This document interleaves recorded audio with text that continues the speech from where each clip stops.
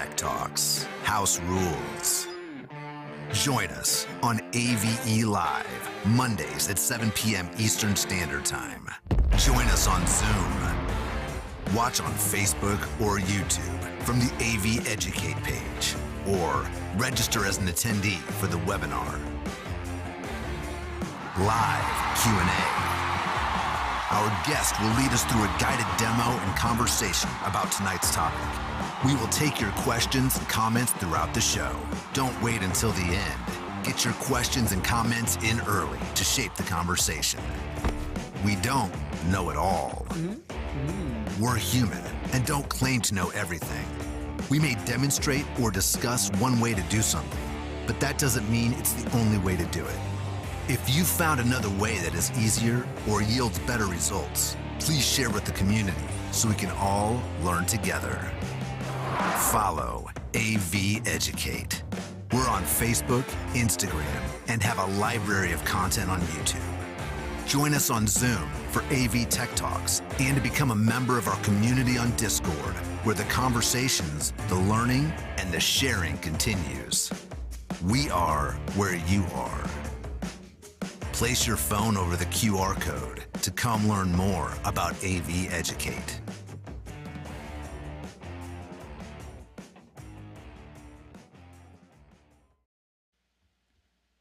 Hey, welcome back to AV Tech Talks. How's everybody doing? We are talking about audio tonight. So I've asked some friends of mine to join us to talk about audio. If you got an email, if you're on our mailing list, and you saw last week's information, that was just an oversight. We definitely are talking about audio. So it's Audio Month. Who is excited for Audio Month by a show of hands? I kind of stacked the deck here tonight. So hopefully everybody... oh, and I realized I got to fix something on my end on the video side in a second. But yeah, so let's see. Who do we have? We're going to talk, so I'll give you a rundown. We're going to talk about some terminology tonight, get everybody kind of up to speed on a few things. I've got a few demos planned with a couple consoles. We'll talk about signal flow. We're going to start with analog consoles, kind of work our way from there. So please get those questions in. If you have any questions now, please submit them, and we'll try to get to everything that we can. All right. So with that, I would love to... we have some new panelists tonight. We have a bunch of audio people, but I'd love to maybe start with Andrew Broughton, and maybe could you lead us through some of the talk about terminology? What are some of the things we're gonna look at tonight that people should maybe be aware of before we dive into the demos? Yeah, sure. Thanks, Ed. I'm going to try and share this list of terms and see if that works. And did it share? It did. Hey, great. So far, so good. So yeah, a lot of experts on the panel tonight, so please correct me or embellish if it turns out that I've got one of these things wrong or some of these things wrong. So these are terms used mostly looks like for mixers, audio mixers. So the difference, the first one on there is gain and trim. So generally gain, it has to do with your analog preamp. Trim has typically to do with an adjustment after the preamp that will be a digital correction, let's say a boost or a cut done digitally with mathematics, whereas gain is physically changing an analog circuit to increase or decrease the amount of signal level going into the A to D converter. Hopefully that makes sense. So the gain is in an analog part before it hits the digital world. Trim is typically in the digital realm. Put this over in front of me so I'm not staring off into space here. And those are controls. The gain control is part of the preamp circuit. Preamp is a little amplifier that takes a very low level signal from your microphone or your other input and raises it up high enough so that it can feed the A to D converter at a decent sort of level. A to D standing for analog to digital, which is number 5 on the list. Then using on the preamp, there's sometimes a pad or a line switch, which changes the gain by a large step. When you have a high level signal, you can sometimes overload these little preamplifiers and cause distortion. So you have a pad that goes in line ahead of the preamplifier to drop the signal level down so that you're not overloading the input stage of the preamp. On some boards, this is sometimes called a line switch, but more often the line switch is a different connector altogether. Old Soundcraft consoles had a line switch, I think. Feel free to jump in, anyone, if you think I should embellish more on these things. Polarity reverse. So that is a switch that sometimes is called, incorrectly called phase on a lot of consoles. Phase is a whole different thing, so I won't even go into what phase is, but polarity reverse is switching the signal from positive to negative, let's say, and it's just reversing two wires on the input of the preamplifier. And the reason you would do that is if you had a cable that was miswired, or you had a signal that was coming in from a different direction and you needed to put these two signals together, sum them together, you might reverse one of them if they're out of polarity from the other. Hey, Andrew, I think it's worth noting too that the order of these terms here is roughly in signal flow through an analog and a digital console. And I know you're coming to the digital part here in a moment. And if we were to continue on with just the analog, you could take some of these things out. But it's just worth noting this is in signal order, flow direction, sort of how the water flows through the pipes. Right. Yeah. In reality, it would be the pad is going to be the first thing in line. Then the gain control of the preamp is sort of part of that circuit. The polarity reverse could be done. I don't know where they do that. It depends on the design of the circuit. It could be done right at the input. Could be done at the output. It could be done digitally. There's many ways to do polarity reverse. But it's often to fix a problem, or sometimes when you have two microphones on. A common use for polarity reverse is a top snare microphone and a bottom snare microphone. Because of the direction of the airflow, you may want to reverse one. A to D, analog to digital. That's where the conversion from the analog world goes to digital, and the preamplifier is to get your signal level to a decent volume so that the analog to digital converter has enough bits to work with. Converters, that's where you hear this thing like bit depth for analog to digital converters, 16-bit, 24-bit, 32-bit. The more bits, the more resolution you have. I'm not an expert on analog to digital converters, so there's a lot of stuff inside those things. There's also your sample rate. Yeah, the more bits you have, the more level resolution you have. Right. The less steps, let's say, even though they're not. Even though steps don't exist. Right. Yeah, go into a whole realm of things there. Interestingly, people talk about 48K converters or 96K converters. A lot of converters are oversampling converters, so they actually don't run at the frequency that the mixer runs at. If the mixer is a 48K or 96K mixer, often these A to D converters are running at 4 times, 8 times, 16 times that number.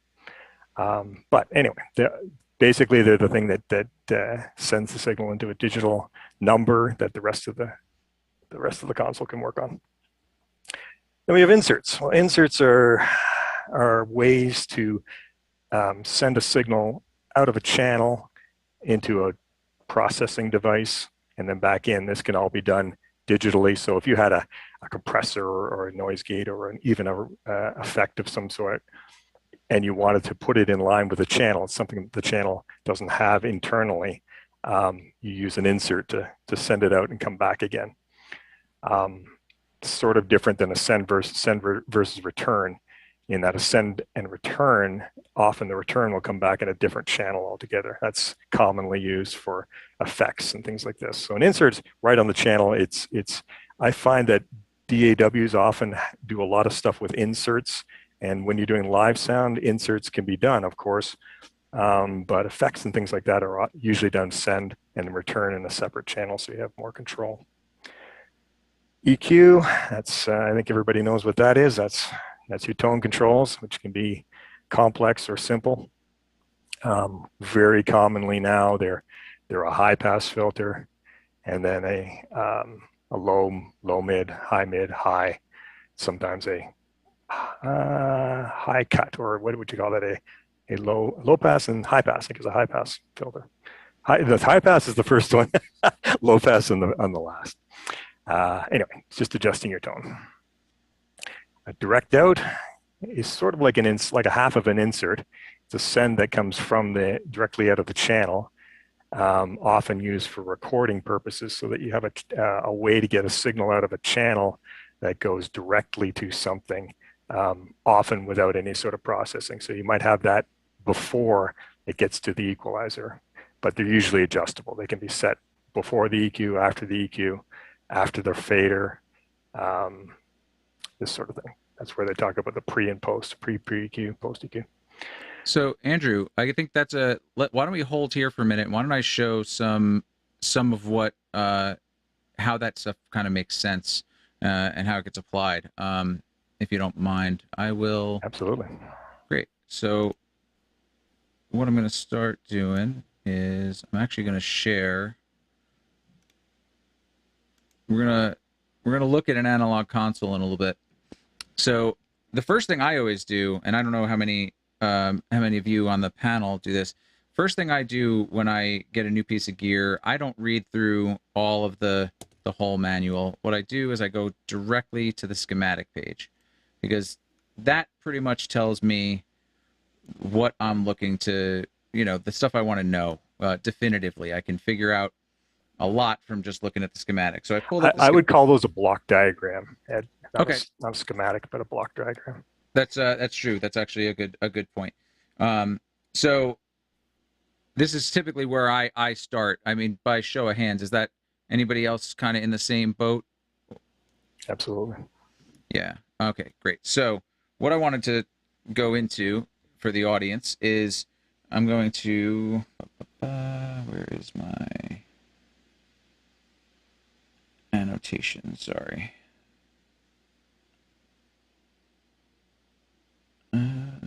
No, we didn't have phantom power on the list. That would be something we could. Oh, that is a good point. Why do you need it? Why don't you need it? Yeah, and I would like to add ports as separate from channels. Oh, not alcohol? Oh. No. Well, we can My mom used to drink port. add that as well, but on particularly on digital consoles, the concept of ports versus channels when you're patching and. There we go. I was looking for my annotation tools. Now they finally showed up on my iPad. There we go.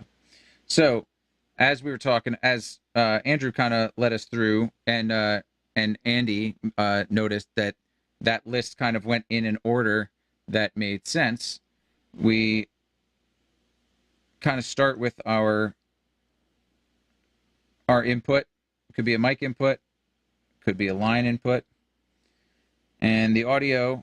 Let's just assume mic starts here, and as we just talked about, there's our 48-volt phantom power switch. So you can press that or turn it on or not have it on engaged at all. From there, this signal is going to go. There's the line. If we were doing a line input, like a 1/4 inch or like an instrument or something, a keyboard maybe going direct in, and then this line pad switch is that switch that might just pad that XLR input, that mic input, if it was really hot, or engage it if you're sending a balanced line level input into the mic input, the XLR. And we covered about a lot of XLR and mic inputs in our last audio talk last year in August. So you can check out AV Educate on Facebook or on our YouTube, and you can see that old one. We don't want to rehash too much of it, though we will if the questions lead us there. So you have these two things that kind of lead to here. And let's clear those so it's less confusing. There we go. So we're back to following here. We have our pad switch, whether we pad that level to make it not as hot. Then we've got the polarity switch that we were talking about, which would reverse whether the whether pin 2 of an XLR or the tip of a 1/4 inch TRS is producing a positive wave or a negative wave in our signal. Then we get to the preamp that Andrew told us about, which will bump the level up from a microphone to something usable for the rest of the electronics to that can handle for the rest of the chain. We need to get that level up because a microphone is a very, very low level, and we need to bump that up electronically. So from there, this HPF, that's a high pass filter that we were talking about. So that rolls off some of the low end, the bass, if you will. And we continue on. So notice that high pass filter is not part of the EQ circuit. It actually comes earlier.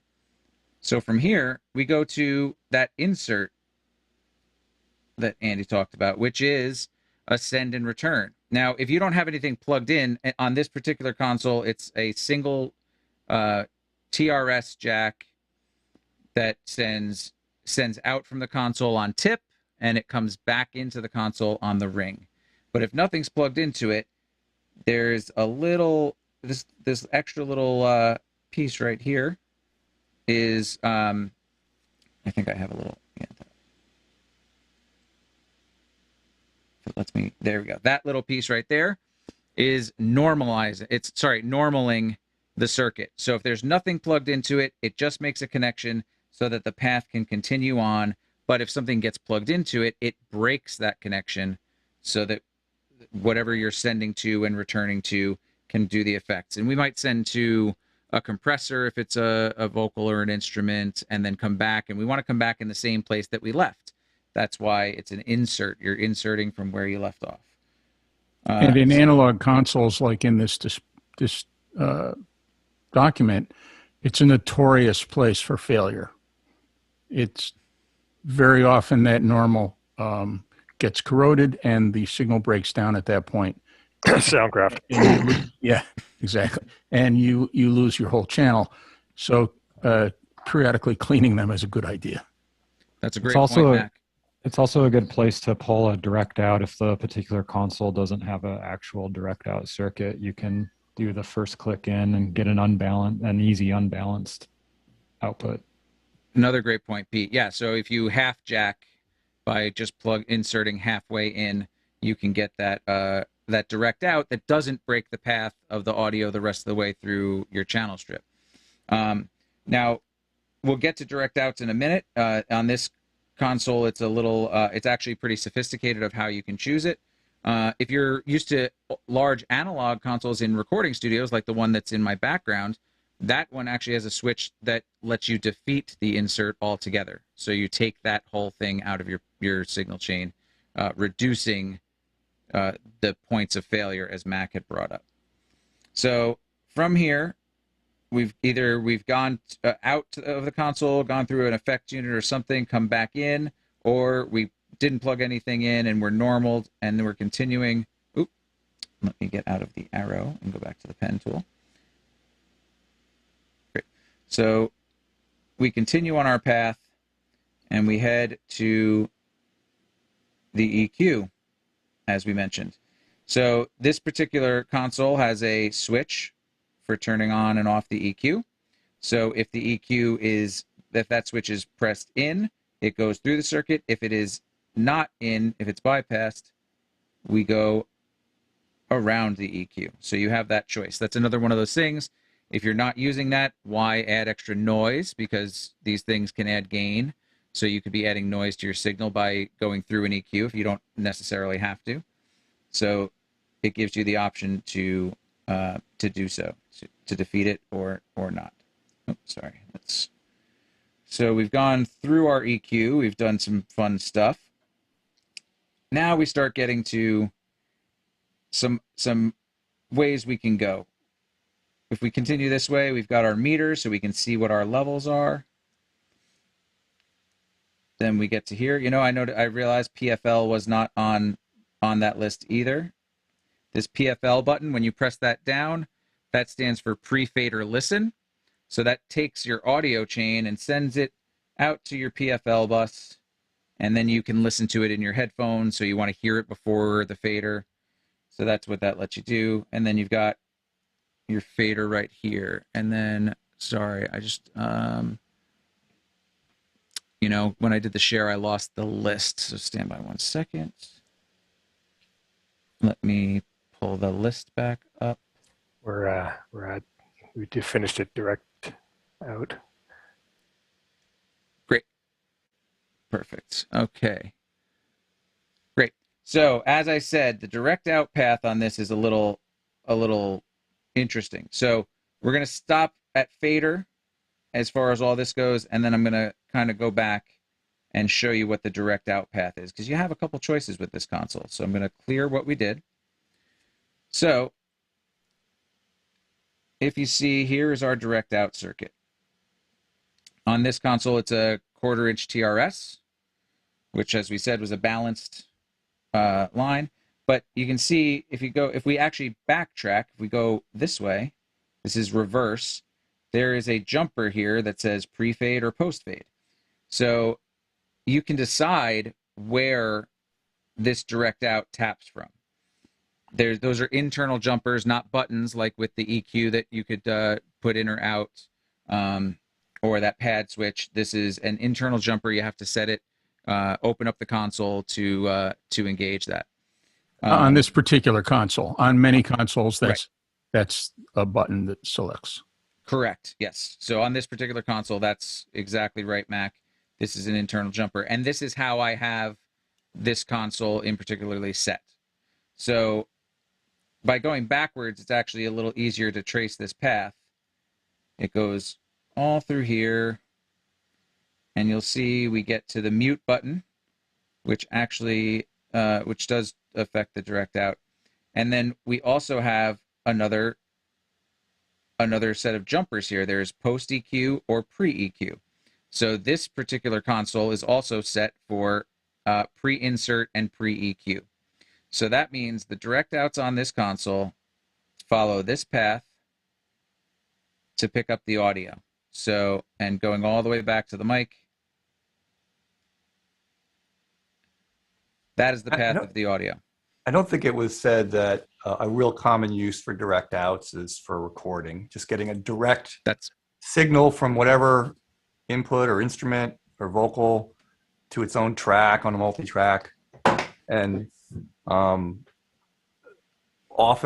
if you're doing that from your front of house console, you do want a pre-fader, because if you make a fader move, you don't want it to change the level. If it's its own board, maybe you do want it post-fader, because that way you can tweak levels a little bit if they need it during your show. Yeah, thank you, Andy. That's exactly correct. And this console, that's what I was doing with it. I was doing multi-track recording live with it. This was one of my old live consoles, the Allen Heath GL2400. Workhorse for what at its price point, a lot of features.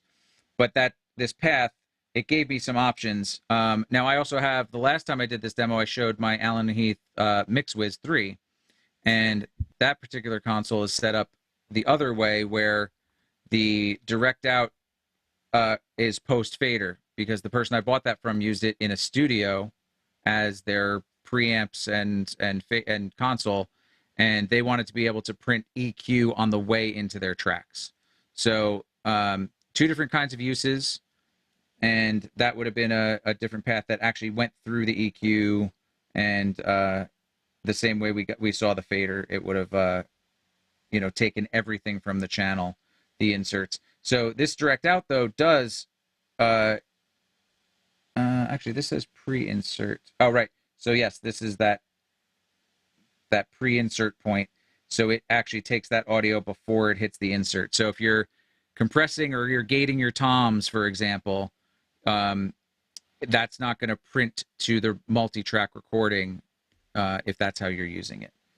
So I wanted to show that before we got too deep into it. And I can stop my share, and we can even look at the console if we want. Does that sound like something we're interested in doing right now? So Omar, do we have yeah. questions? We got 3 questions, so I want to jump in on the topic that we're on right now, which I think is great for this one question, and I'm kind of jumping around here. But and again, I apologize at the start of this if I say your name wrong. I apologize. So Sakrim from very good presenter of ours who did the Watch Outs with LED Wall. Very good show. You should watch it. Shrikant, thank you. So he asked, having Phantom Power on, what are the best practices to note to not bring noise to the PA? And I'll start that off with you at first, and I got 2 more here, and I'll jump off to somebody else. Sorry, say just with Phantom Power on, what's the best practice not to bring noise to the PA? He's talking about the big explosion that you get when you turn Phantom Power on. Disengage it before you plug your mics in. You know, don't plug a hot mic in with Phantom Power that's wide open, because that will every time give you a nice loud pop through your sound system. Make sure the channel's muted for sure. Right. Yep. Mute the channel. I tend to disengage Phantom before I hot plug in, but definitely mute the channel. Absolutely, for sure. Another one I'll bring up, and I'll let Brian answer this one. Brian Maddox.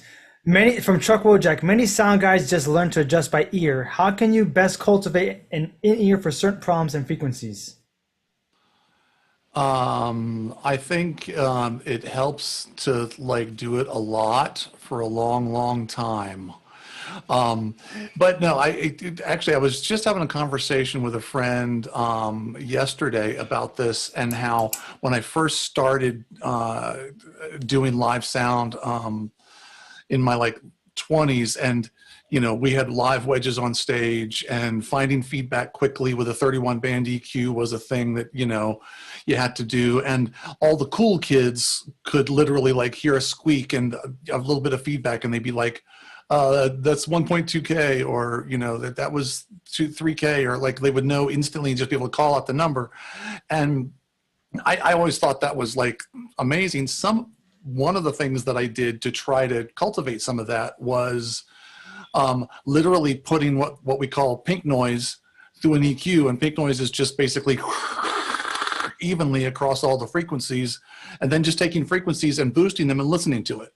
So mentally just going, that's what 6.3K sounds like. That's what 250 sounds like. That's what 400 sounds like. And then I found pretty quickly, when it came to feedback control, that I didn't necessarily have to know exactly the number, but you start to mentally divide things up. It's you hear a noise and you go, well, sounds woofy, so I know it's in the lower half, but it doesn't sound rumbly, so I know it's in the upper half of the lower half. But it's kind of a high woof. So very quickly you can kind of narrow it down. I think a lot of people, they get concerned that, oh, I hear a sound and I have to instantly be able to just know that that's 635 hertz and be able to adjust. And it's if you can eliminate in your brain, well, I know it's in the lower half, but it's the upper part of the lower half. So it's sort of kind of in this range. And then you just start grabbing a frequency. And then the other trick, which is, classic sound guy trick, is just when you're trying to find a frequency, when you're trying to hear something, you just boost and then sweep your frequency knob until you find the thing you're looking for. Sometimes it's as simple as that. It's I know it's roughly around here. It's somewhere between 400 and 900-ish, I know. So boost, set your Q, which is the width of how much your boosting is, to about 1/3 of an octave, or 3 would be that in Q. And just sweep around until you find it. And then you go, oh, that's the frequency. Over time, that just gets quicker and quicker and quicker, because you just start to get a feel for it.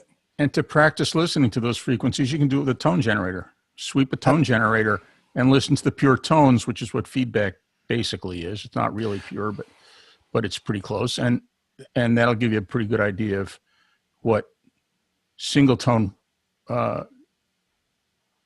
feedback sounds like. And during my early years of my apprenticeship, my mentor actually used to make me go home and listen to frequencies, and then I'd show up for my apprenticeship days, and he would quiz me and play a tone and say, "What is that?" And I'd have to be able to pick it off. That's 1.2. That's 800, whatever. So that definitely helped me a lot too, and mixing monitors and stuff. Being able to pick them real quick was pounding those things in on my own time and getting quizzed on them and ear training myself. Yeah, and speaking of quizzes, there's some new apps. There's something called Quiz Tones. That's a low-priced app online. Then there's, and I wish they had these when I was starting out. They also have a Sound Gym, which has a whole program, a lot of different courses for ear training for audio professionals.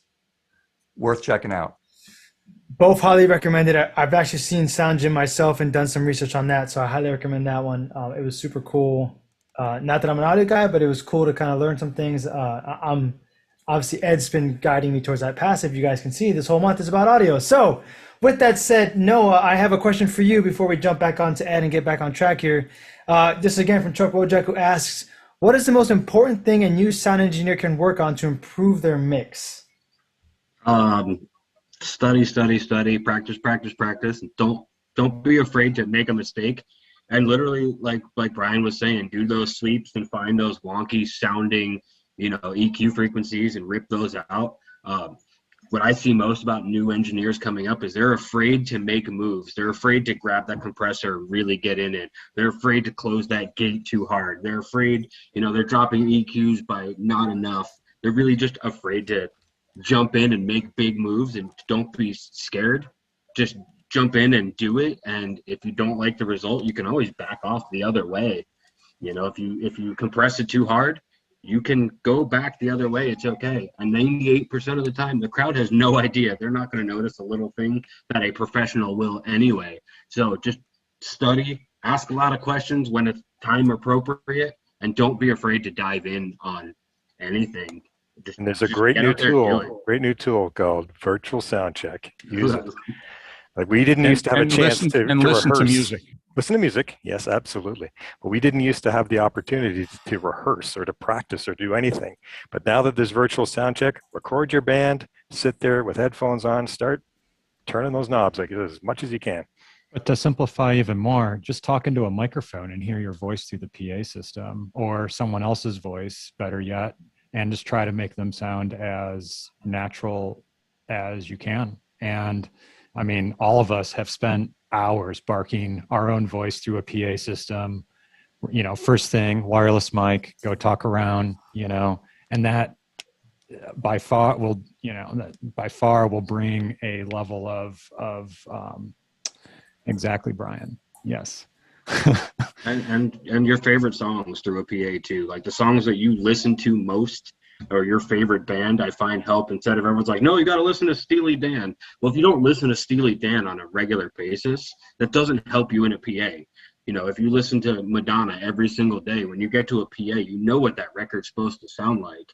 So you can use that to kind of tune where you need to be because you're super familiar with what that record should be, as opposed to Steely Dan. If you don't listen to it, you don't know what it's supposed to be. So, definitely playing songs that you're familiar with when you're, first getting on a PA too. I love it. So, Ed, I'll let you get back on track here. Sorry to take you away. Those are some of the questions we had come in, and I'll keep gathering them for you, and I'll come back in a few minutes. Absolutely great. And thank you all for helping out answering some of those questions. That was great. And Omar, that's perfect. If you want to assign people questions, that gives me time to set up the next thing. So I appreciate it. So I want to dive in and actually look at maybe this console that we just kind of looked at the block diagram for, and we talked about. And then before we start moving on to the next phase of it. So I just need to change over my camera and my, actually, I wonder if a share makes more sense. Yeah, we'll do it as a share of a second camera. So stand by. And we will, good, I'm not sharing sound. Okay, so that is the console that we're talking about. That is the Allen Heath GL 2400. What I'm gonna have to turn around a bit so I set up a mic here.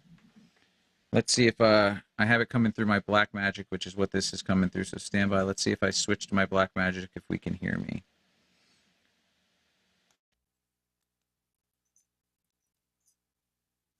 Do this. Are you guys hearing me? I will. Sorry. We hear you kind of low. Hear me kind of low. Okay, excellent. So I can give this a little bit of a boost. How's that? Is that better, Mac? Better. Excellent. You just let me know if I need to come up at all. So what we're looking at, and sorry, I'll try to kind of turn both ways for the people who actually can see me. We've got a console. So we're going to focus kind of in this area today. I kind of put it in the middle. I'm using a GoPro. It has kind of a wide angle lens, so can't get super tight. But we're coming in the back is where all the inputs are on this console. So that mic is coming in, and then on its way in, the first thing it hits, which actually isn't the first thing in the order, is the line switch. So that pad switch. So if you noticed, I should be much quieter now, and now I'm not much quieter. So that was a pad. I think it says a 20 dB on this particular console. Then the next place it hits is the polarity switch, which you're not going to hear a difference if I change the polarity, because it's just a single source. So you're really not going to hear what that does to anything. Oh, and actually, sorry, the first thing it hit was the phantom power. So the phantom power is this red switch. It's red for a reason. Now, this particular console, if you've worked on some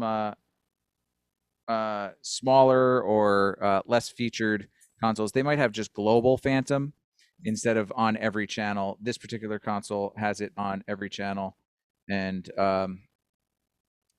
it's red so that you don't inadvertently apply phantom. You can see what you're doing. So sorry, phantom was the first thing we hit, but the line and the pad actually don't go in the order according to the block diagram. The next thing is the trim pot, or the gain pot. Pot meaning potentiometer. So that's a variable resistor. Lets you set the gain of this microphone. I already set this beforehand so that it has kind of ideal gain structure for what we're doing.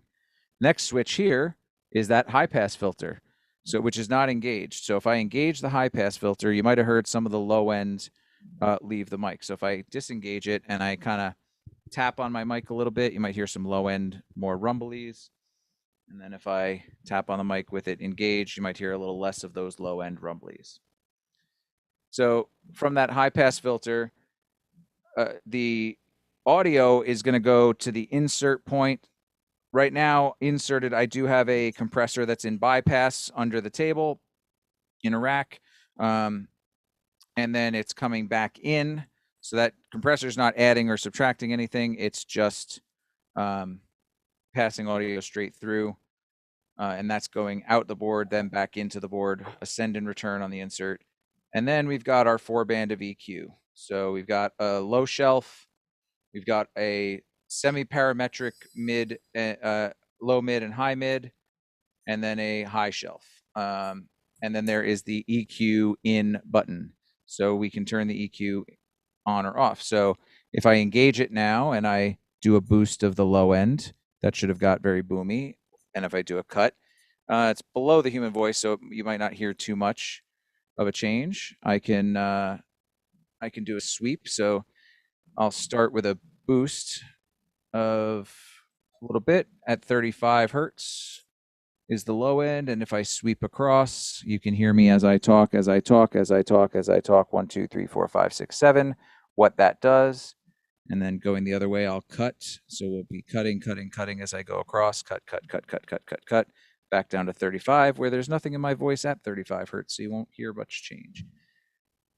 Now, the high mid starts at 500 hertz, which you should hear as I boost 500 hertz. That should kind of get a little honky sounding, honky, and going up and getting thinner as I sweep up, thinner. And mind you, I'm not monitoring what I'm saying. I can't hear it. So now I'm going to cut and go back down the other way. So I'm cutting and we're sweeping back down to 500 hertz. 500 hertz. There we go. And returning to no booster cut. And then the high shelf is a high-end boost, a lot more presence. And then if we cut, that is what it sounds like if I get rid of it. So that's the EQ on it. Then from there, as we saw, we get to the meter. So as I'm talking, this is the meter for this channel. You can see, hey, that it moves on the channel side. This is giving me an indication of how hot I'm coming in. And then we've got the fader. Hey, if I drop it low, I get real quiet. If I bring it up, I get louder. So we're going to go right back at the kind of the 0 mark. And there we go. One thing, yeah, we didn't go past the fader, but the next thing would be the pan. And in theory, this should now be coming on the left side. Maybe somebody can confirm. Like I said, I can't hear. Hey, is that only coming from mono? Left? It's coming in. Yeah, I think Zoom. Oh. I think your Zoom connection is mono, but we can see it on the meters on the console. Yeah, hold on. I can. It's the original sound. Every time you in Zoom, you change audio devices. Okay, now it's stereo. Yeah, every time you change audio devices, it changes off of original sound. So unless you have that thing set by default, so I should be on the right. Am I on the right? Yep, Correct. You are. And great. I'm panning back to the left. To the left. Great. So that was a fun Zoom fact. If anybody just missed it right there in the world. Zoom, even on Mac, Zoom acts very differently than PC.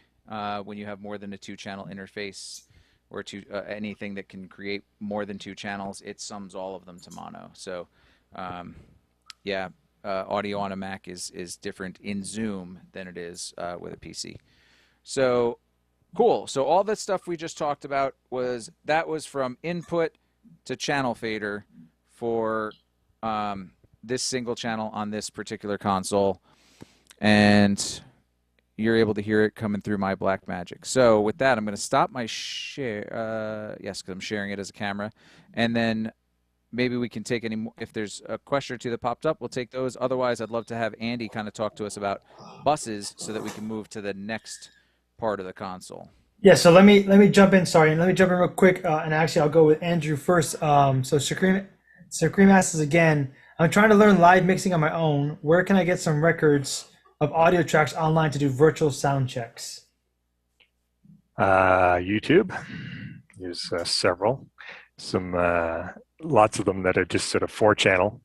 Sorry, YouTube. Not YouTube. Gosh. I thought it was YouTube. Google search. I mean, they are available on the internet. There are multi-track recordings available. Just trying to think of an easy place to get a bunch of them, but generally it's torrents. You're going to find them on torrents, and I don't know if everybody knows how to use torrents or not.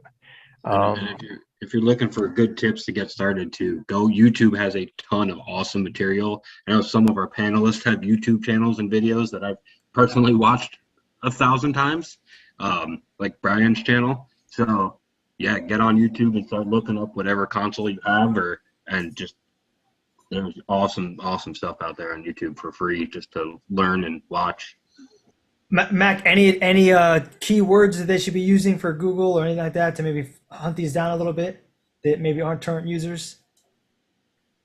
I don't know. I would just search for multi-track recordings or virtual sound check recordings.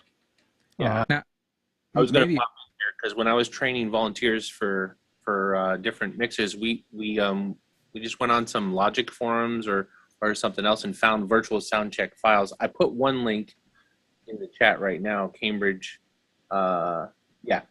Justin, you put it in as well, where they actually have some songs.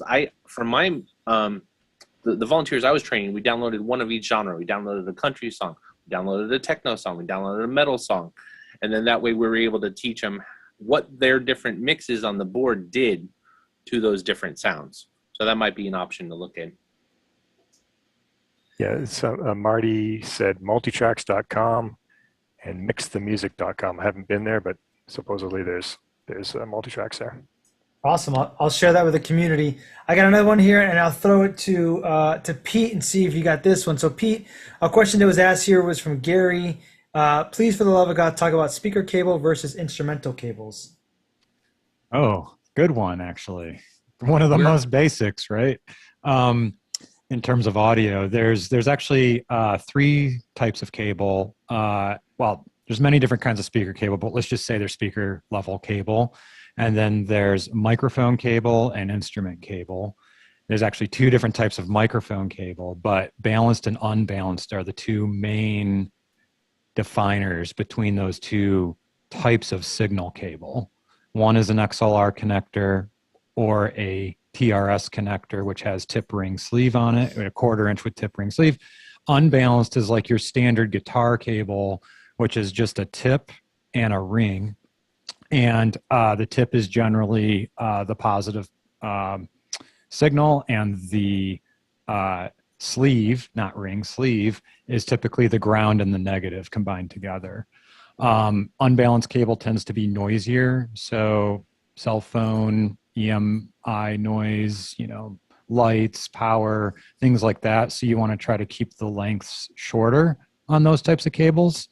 And then balanced cable, you can go, a few hundred feet, and generally, if everything is good, have a quiet signal on the other end of the cable. You can go thousands of feet with balanced. If your power sources are correct. Telephone lines are famously balanced and go hundreds of miles. Yeah, exactly. They get re-EQ'd along the way, though. We used to in the days when we had twisted pair end to end. Oh, and then speaker cable is generally a larger gauge wire, stranded, more of the size of like your normal AC power cord. Exactly, or possibly bigger, depending on how many conductors.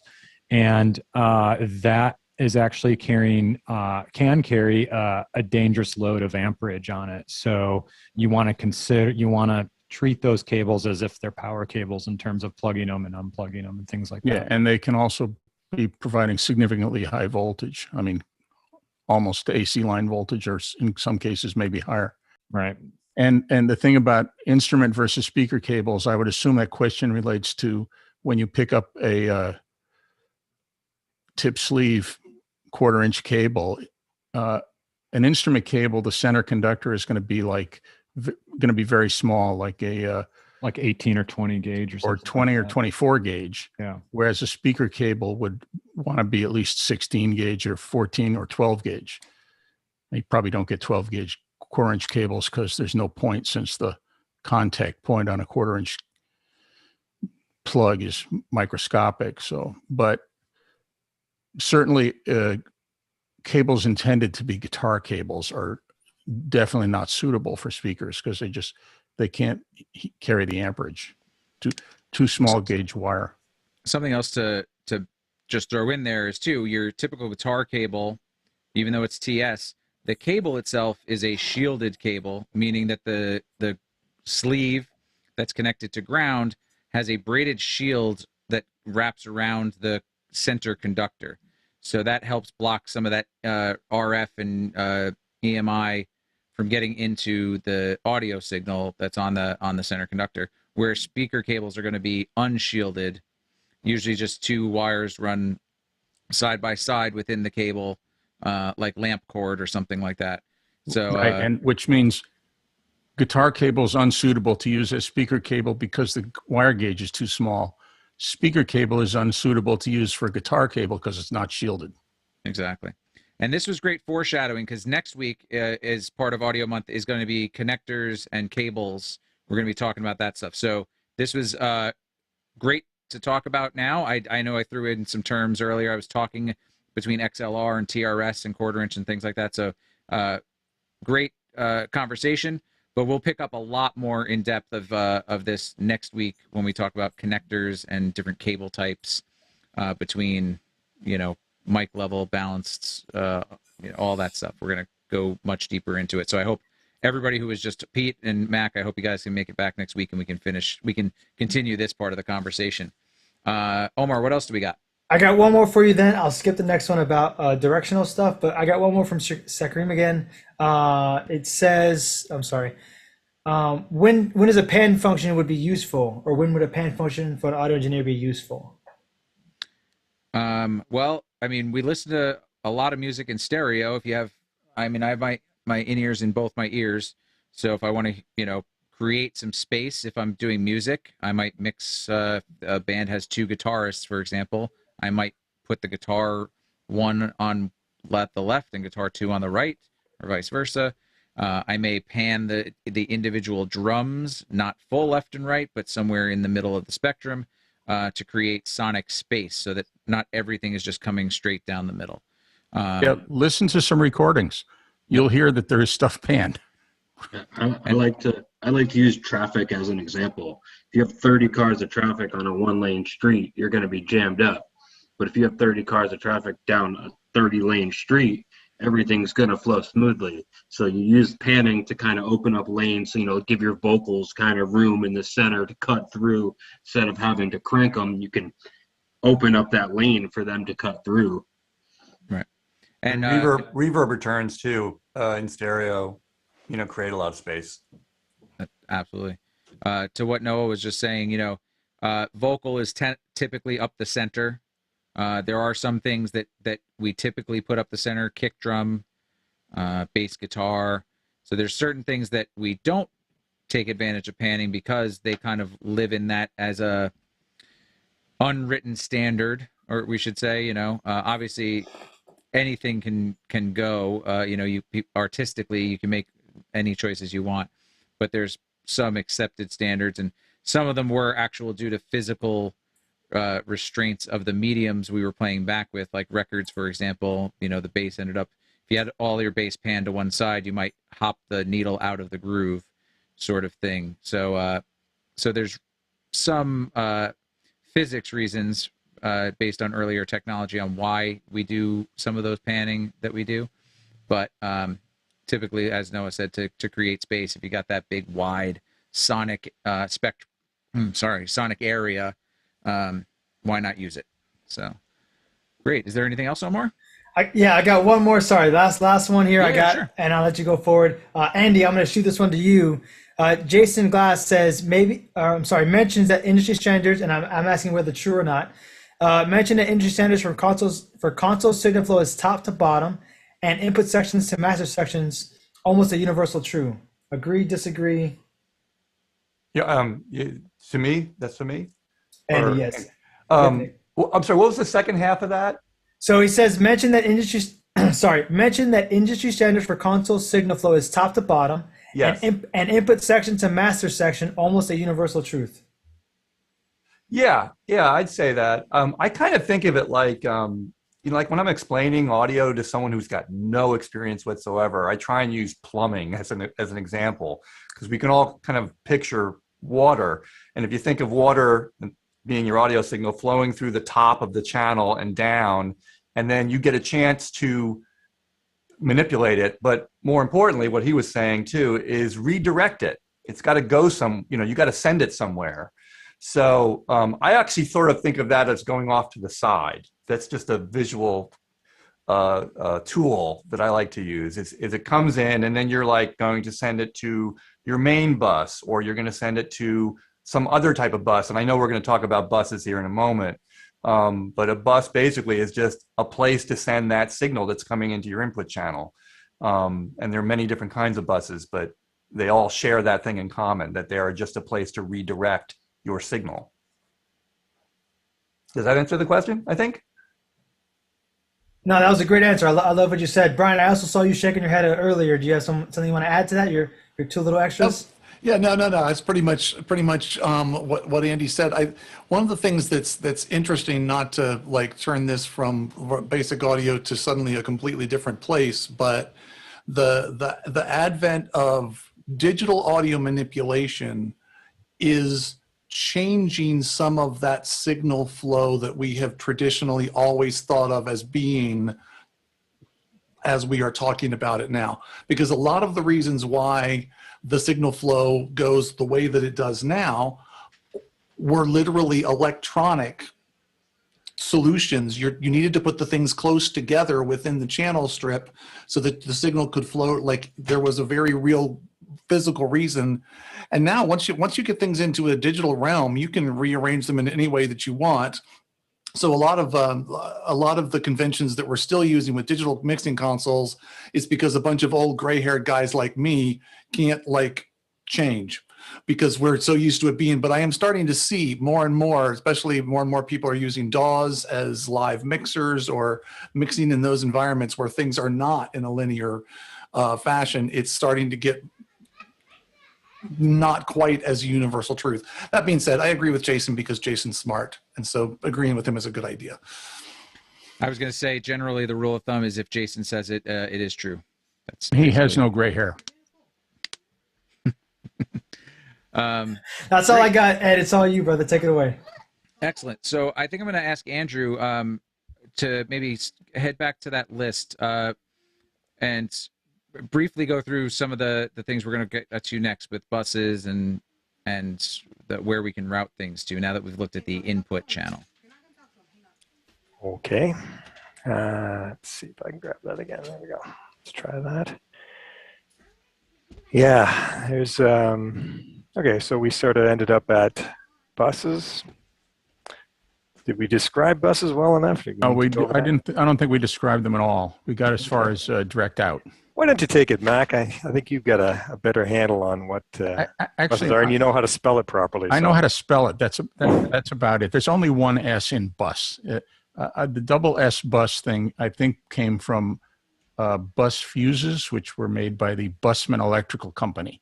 And Bussmann had two S's in it. But the bus is actually, it's just a piece of wire, essentially, that the signals are mixed onto. And then that piece of wire can be routed somewhere else so that, it could go to a matrix, it could go to a stereo out, it could go wherever it goes. But yeah, I'm actually not the person to. You get the right gist of it because they do come from the word bus, which is an electrical thing. It's a big piece of electrical metal that goes across in a fuse box or something called a bus bar. That's where the word bus comes from originally. Right. But the spelling with the double S's is also from electrical because Bussmann fuses were spelled with two S's. Mm-hmm. Yeah, I think you got that right. That would be me right. Misspelling it then for Andy because I prepared that list and I'm just like so many things anyway. Though you do something wrong long enough it just becomes the norm, and if you look in the dictionary it's spelled both ways. 2ED phase. Now I had a professor, an audio professor who at the very base level, day one kind of thing said, and it just kind of stuck with me. When you think about an audio bus, think of it like a city bus. Like your audio is going to jump on a bus and go somewhere. And that's, absolutely. As a real simple, very simple terms, it's just a route that your audio can go. And sometimes the route is longer, sometimes it's shorter, sometimes it has detours on the way. And that's how I remembered it very early in my education. Brian, I saw your hand. And basically, you were just saying it. I think using bus as a analog for bus is perfect. If you think of your individual signals coming in as people, and then you can basically let them get onto the bus whenever they want, and then you can send them off of that same bus at different stops. So it's a really good way to think of it. It's like, it's a thing with a bunch of things on it, and then you can then take things off of there as you go. It's not a perfect example, but it's for me, it does help because it's the same word. Like, yep. Maybe it'd be useful to just list all the things we use buses for. That's the plan for sure. Would you like me level to control?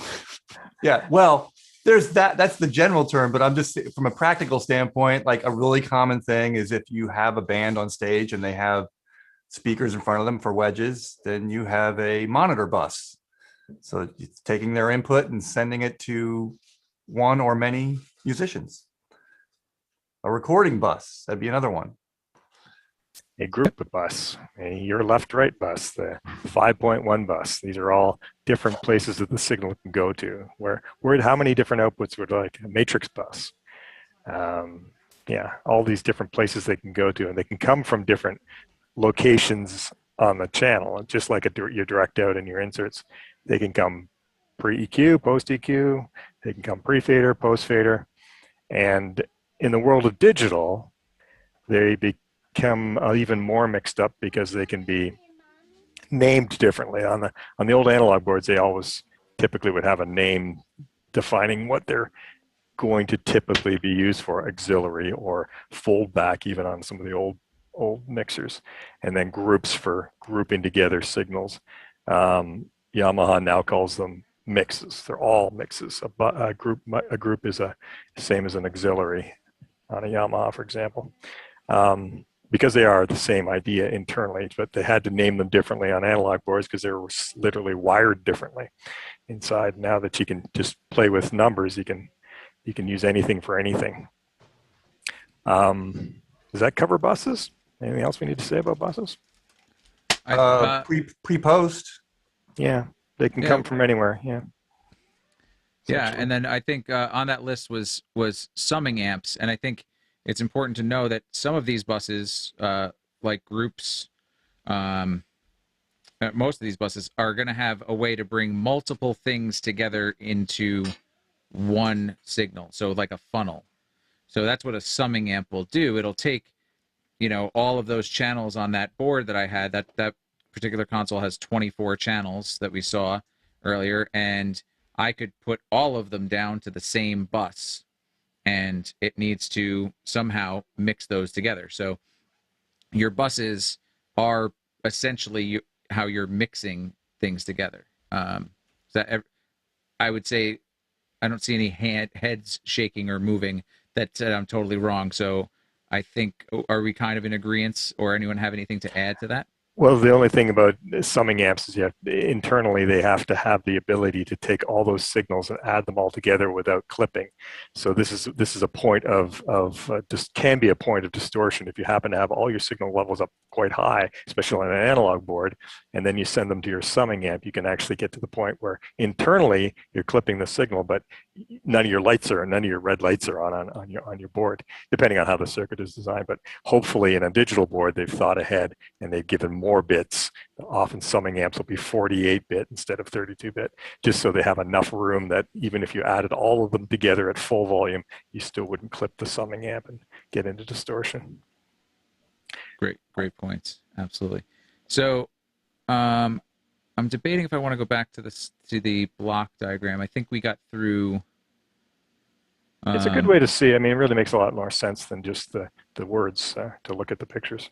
Right. So let's switch this share over, and let's go back to this. Great. And if I need to, I might need to zoom in. And I might just actually go section by section. So the way I had laid it out on the on that list, I kind of went in an order of building that I thought, and everybody who was just looking at the list, if you can, maybe correct if I'm missing anything. But the way I kind of see it is the hierarchy maybe would be coming out of a channel, and these paths can be parallel, but you could go to a subgroup, for example. I'm going to treat auxiliaries as separate. I think Andy Lipnick mentioned, he thinks of things as going sideways, and that's how kind of I think of the auxiliaries. It's a side path off of the main path. But if you were going to go from channel now to outputs, one of the places you can go is a subgroup.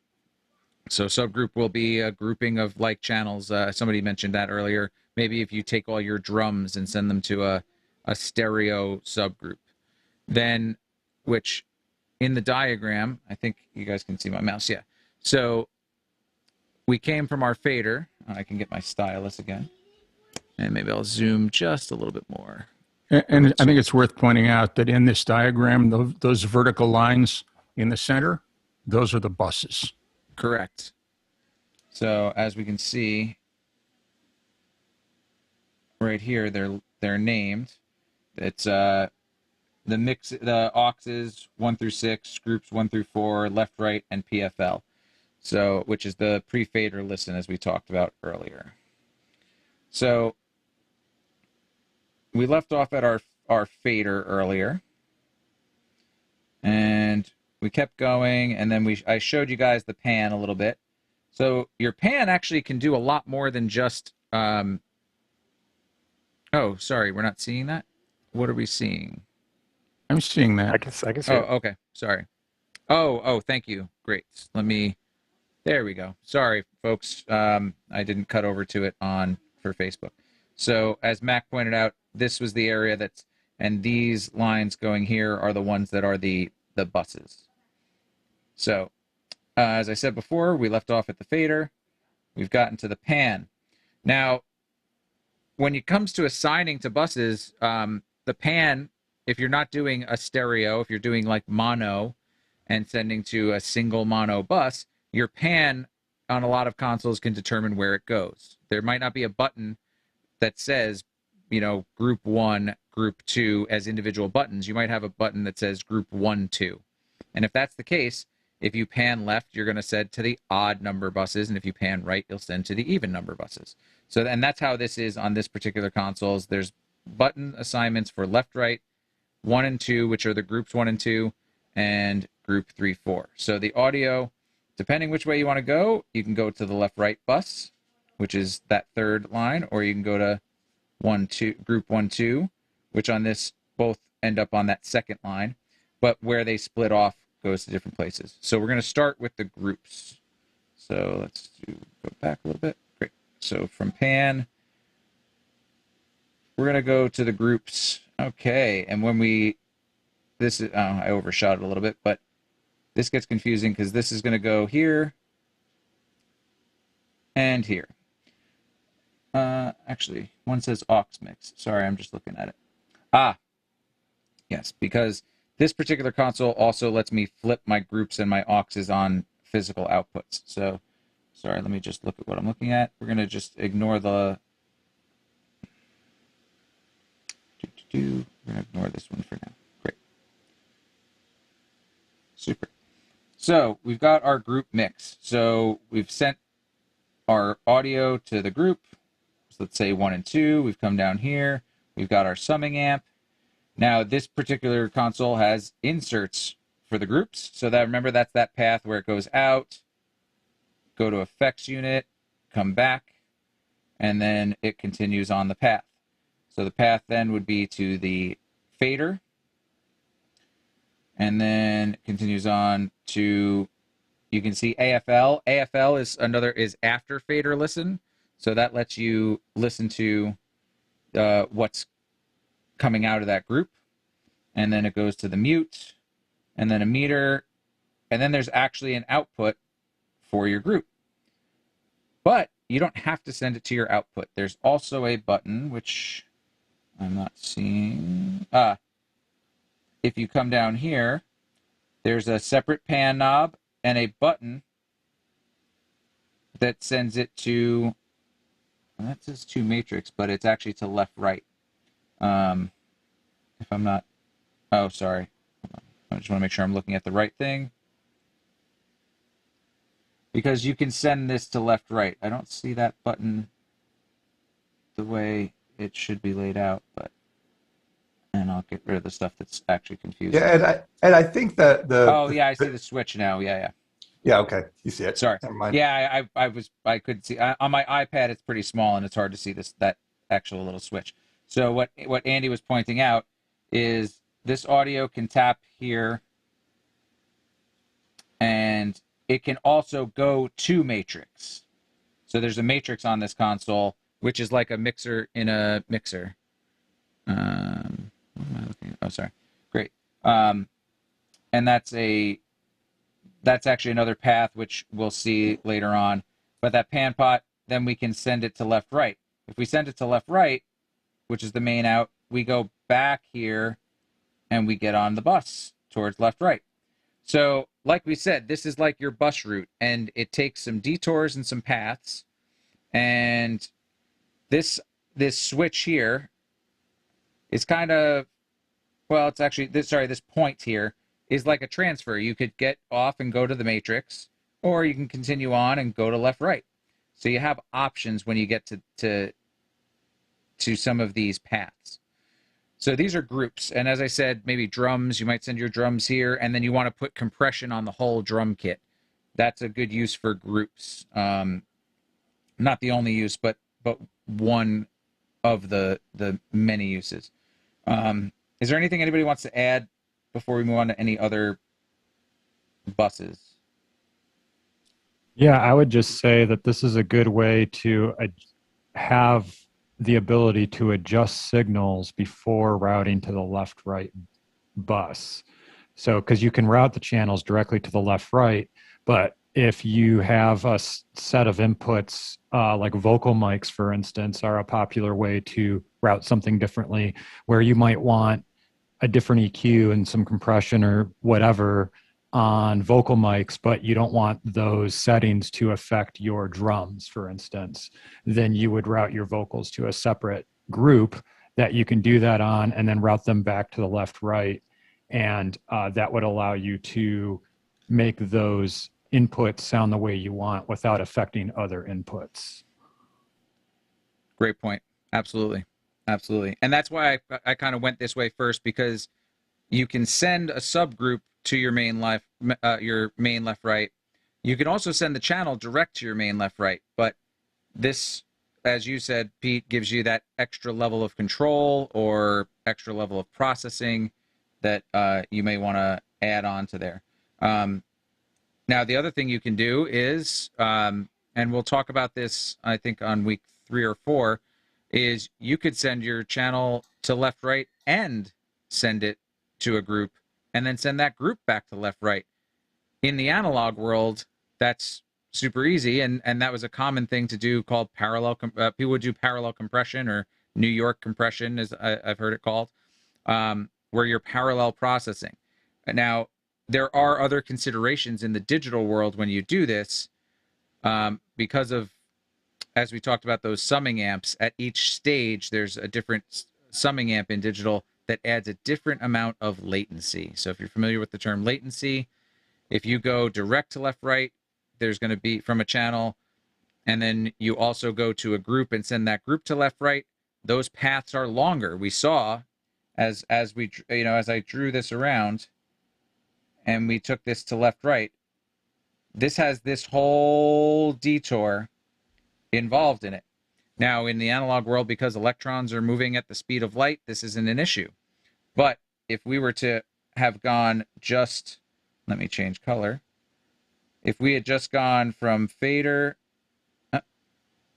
through here, straight down, that blue is a much shorter path. So in the digital world, that would take less time to get there. And those, you would get a doubling. You may not hear it because it's so fast, but it's doing things to your audio. I think Andrew mentioned phase earlier. This is where phase actually is the right term. You could have phase cancellations and things like that. Again, we're going to get into more advanced stuff in a later week, so I don't want to go too deep, because we could get so deep and turn this into an audio opinion show. But I want to keep it to not practical show tech. Yeah. Talking about one little subject for 3 hours. Exactly. So, so those are just things to kind of be aware of, and why I wanted to go in this way, because a group can go to a main left, right. The group can also go to a matrix on, if a analog console has a matrix. In digital, typically you can go from a group to a matrix, but not all consoles can go from like a channel to a matrix. So we're going to get to matrices in a minute. Sorry, changing my color back. I'm trying to change my color back. There we go. Perfect. So let me clear that blue line. Awesome. I'd like to just reinforce what Pete said earlier about things that you might do on that group bus. If you're doing, for instance, corporate audio type things where you have a bunch of people on lavs, you have Q&A mics in the audience that are handheld types, you have video playbacks and audio playbacks. They may all will want to be processed differently. You may have to do a lot of feedback tuning, specific EQ to avoid feedback on the lavs. Right. And so you would run all the lavs to a group, and you could do the feedback EQ on the group. And then you can use the individual channel EQ for tonality, for tone shaping on the individual people's mics. Absolutely. Yep. That's pretty much my workflow for corporate stuff. Is I use a lot of groups. I'm very cognizant because a lot of the things I do are also streamed and or recorded.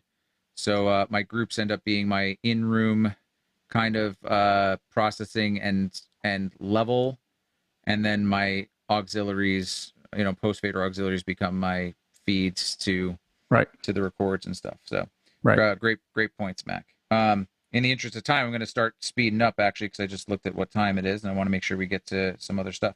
While you're doing that, I'm just going to mention one thing I did with groups one time. As a one-man up, sometimes I would move my mics to groups just so they were closer to the right-hand side of the board where I was sitting. There you go. So that works too. Yep, absolutely. So where did we leave off? Okay, so from here, the next bus, I don't want to. Yeah, I wish they laid this out a little bit differently. But let's see. Ed, do you mind if I just jump in there real quick with one question for Absolutely. Yep. So real quick, and I won't ask Ed this question. I'll ask Mac this question. But the question is in reference to something Ed had said earlier. So Sacram is asking, to go back to EQs, from what I understand from Ed's EQ demo, is tweaking. Low is for adjusting bass, high is for crisping / smoothing audio. What does the mid bring to the mix? And Mac, I'll let you take that one. Well, I mean, you're talking there about a 3-band EQ, which is a fairly elementary EQ.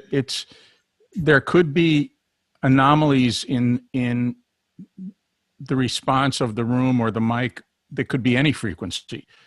I mean, having more knobs just gives you access to finer control over what you're EQing. I mean, I don't think it's a question of bass, mids, and trebles. I mean, you're generally thinking more about specific frequency bands that could be anywhere on the audio spectrum. We will dive in deeper into EQ, I think, on week 3. So when we talk about signal processing. So if we have some more of those EQ type questions, come back in 2 weeks from now, which will be week 3, and we'll try to get to some more of those, because we're going to go deeper into all the things you can kind of do with your signal processing. Anything else, Omar, before we? Yeah, so I got another one here, and I'll shoot this one to Noah. So Noah, the question is from Sean Michael Newman. Mixed minus behaviors on a bus. Mixed minus can be a conversation that goes on for hours. Yeah, and I'd love to join it. Yes, yeah, we're gonna a week 4 of audio month is we have mixed minus. There's gonna be a whole demo. That was actually the number one thing when we put it out to the community that people had questions about, was mixed minus. So we're gonna show you how to build. It's been the number one issue since we've gone to this like hybrid thing, since we don't have shows anymore. On my daily gig, I use 24 mixed minuses. Wow. Right. All right, so I already see it getting out of crazy right now. So we'll keep that for the other weeks coming up. Thank you, Ed, for that reminder. I'll give you another one, Noah, real quick to answer here. Again for Sakrim.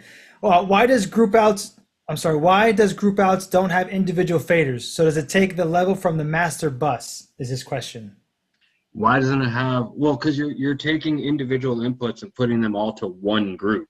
So you actually, like, say you put all your drums to group 1, you have the 8 to 24, however many drums you got, 8 to 12 drum faders, and then you're putting them all to one fader one group, so you have easy control of all of the drums together instead of having to mix 8, 10, 12, 15 drums. You can literally move one fader or one notch on an EQ and it does the entire group of drums together in one swift move instead of having to do it 15 times. Okay, and I got one more, and I'll let you move on. I'll go with Andrew Brompton on this one. AV Trainer asks, what about using Auxes to feed subs in a PA? Wow. No. Can we Right find about down that that? rabbit hole right now? No, you don't. We can go down that rabbit hole on week 4 because that's on the agenda for week 4 as well. I will not be there. Aux fed subs. Yeah, I think he asked that on purpose. He was trying I know to he nail did. us. How much time do we have Something left on this easy. show? What's the one Because- true faith? Yeah. Okay. Are we good, Omar? We will touch on that on week 4 for sure. I have another EQ question which I'll bypass, and then and Ed, I'll let you take this, whether we take it or not, and who we throw it to. I'll let you be the master of that. Mark Morrison asks, if you haven't already covered it, can you explain sidechain compression and a scenario of when to use it? Interesting. So I know on week 3 I actually have a demo for that, but Brian or somebody want to give the Let's go with Brian. 45-second, rundown of sidechain? Sure. So since I know we're going to delve into this deeper, I won't get super deep. But basically, a compressor acts to reduce the dynamic range based on the signal that's going through the compressor. But there are circumstances where I don't necessarily want to reduce the dynamic range based on the level of the signal going in. I wanted to reduce the dynamic range based on another signal coming in, some other second signal coming in that I want to then reduce the dynamic range. There's a lot of different scenarios where this might be something that you might want to do. One of the things that's very commonly done is a sidechain ducker that basically you may have music going through your channel and going through your compressor and not really being affected by the compression at all. But then I have a microphone signal and I send that into the sidechain, and every time there is signal in that microphone, it will reduce or compress the level of the music so that the person speaking, their voice ends up on top of the music. And then as soon as they stop talking, the level of the music comes up automatically. That's a really basic, simple application. There's an endless amount of advanced applications. Yeah, the two that come to my mind are that one, ducking for an announcer, and bass and kick drum. Yeah, that was the other one I was going to say. I was going to say bass and kick, and I was going to say, now welcome to the stage, Brian Maddox. That's where you hear that ducking thing in those scenarios. So cool. So I still have my share up. Let me send it over so Facebook can see it, Facebook and YouTube. And if you have any more questions, you guys can get them in now. Now's a good time to get them in. We're going to get close. We're definitely going to run out of time to cover everything we wanted to, but the questions have been great so far, and the panel has been instrumentally helpful to me getting through this. So going back from our fader, we're going to take now the left-right bus, which is that third line down. Sorry, I kind of detoured there. And, I kind of passed it. There we go.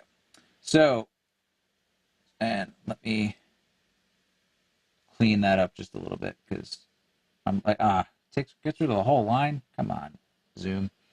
Help me out. Actually, no, I was right. I didn't go too far. I apologize. So that's my left-right mix. So now I've just assigned this the shortest path to get out of the console from the main left-rights. So we've got a switch, and what does that switch say? Oh, that's the solo. Looks like SL, I think is what it says. Sorry, I might need to. I can't read what that says, actually. I'm sorry. On any of my screens. Not time for new eyes, I guess. Okay, there's this console has this thing where you can reverse some of the outputs, the XLRs versus quarter-inch outputs. So we can ignore this thing for right now. And then we've got our insert, again, where we go out, go to something else, come back in to our fader. Then we come out. We've got our after fader listen, as we did, so we can hear what we're going to put like through headphones before we send it out. We've got the mute switch.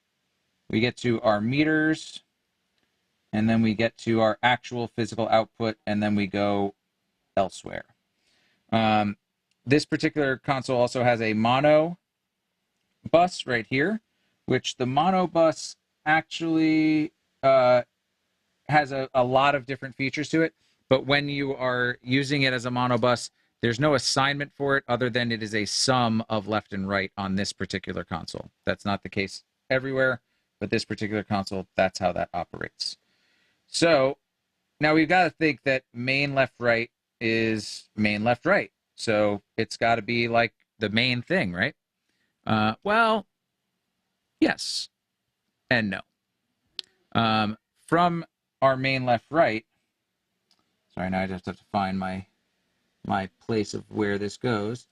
We might see, starting at this point, right after the mute, we have 2 matrix, mono, monitor, and 2-track.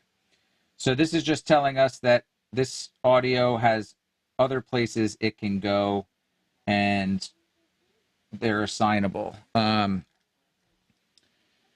So matrix, actually, it's not a button or anything. There's the matrix on this console has a series of pots, which are just knobs, so to say. Where is my matrix? So matrix 1 through 4. If I follow this left-right bus down, you'll see it picks up here. And that is actually for our 2-track sends. Did I miss where the matrix grabs it? It's right above that. Yeah, that looks like it's coming off the PFL bus, though, not the left-right bus. I'm not sure why that's showing there. Now, this particular matrix has the... Well, let's work our way backwards, actually. So our matrix output. Matrices, the way I describe them is a mixer within a mixer. So, Ed, yeah. can I throw up a graphic for you if I can have permission? Oh, absolutely. I mean, in there, it does show it coming off all the individual buses. They just aren't connected. Right. It's just kind of floating, that section. Right. You have all... Right, but that indicates all of the individual group buses, which are shown as a single line on the center of the drawing. But there you're seeing all the individual group buses as they go into the matrix mixer. Great. Yes. Sorry, I was looking for a connected line to the bus, but basically what they did is they parsed it out and made that what our buses look like. And you can see they even depict it in knobs. And Justin, we'll get to you in 1 second, where this particular matrix has an external in, which if you read the manual, the intention was to bring in an external microphone if you were using your matrices to feed in your monitors, for example.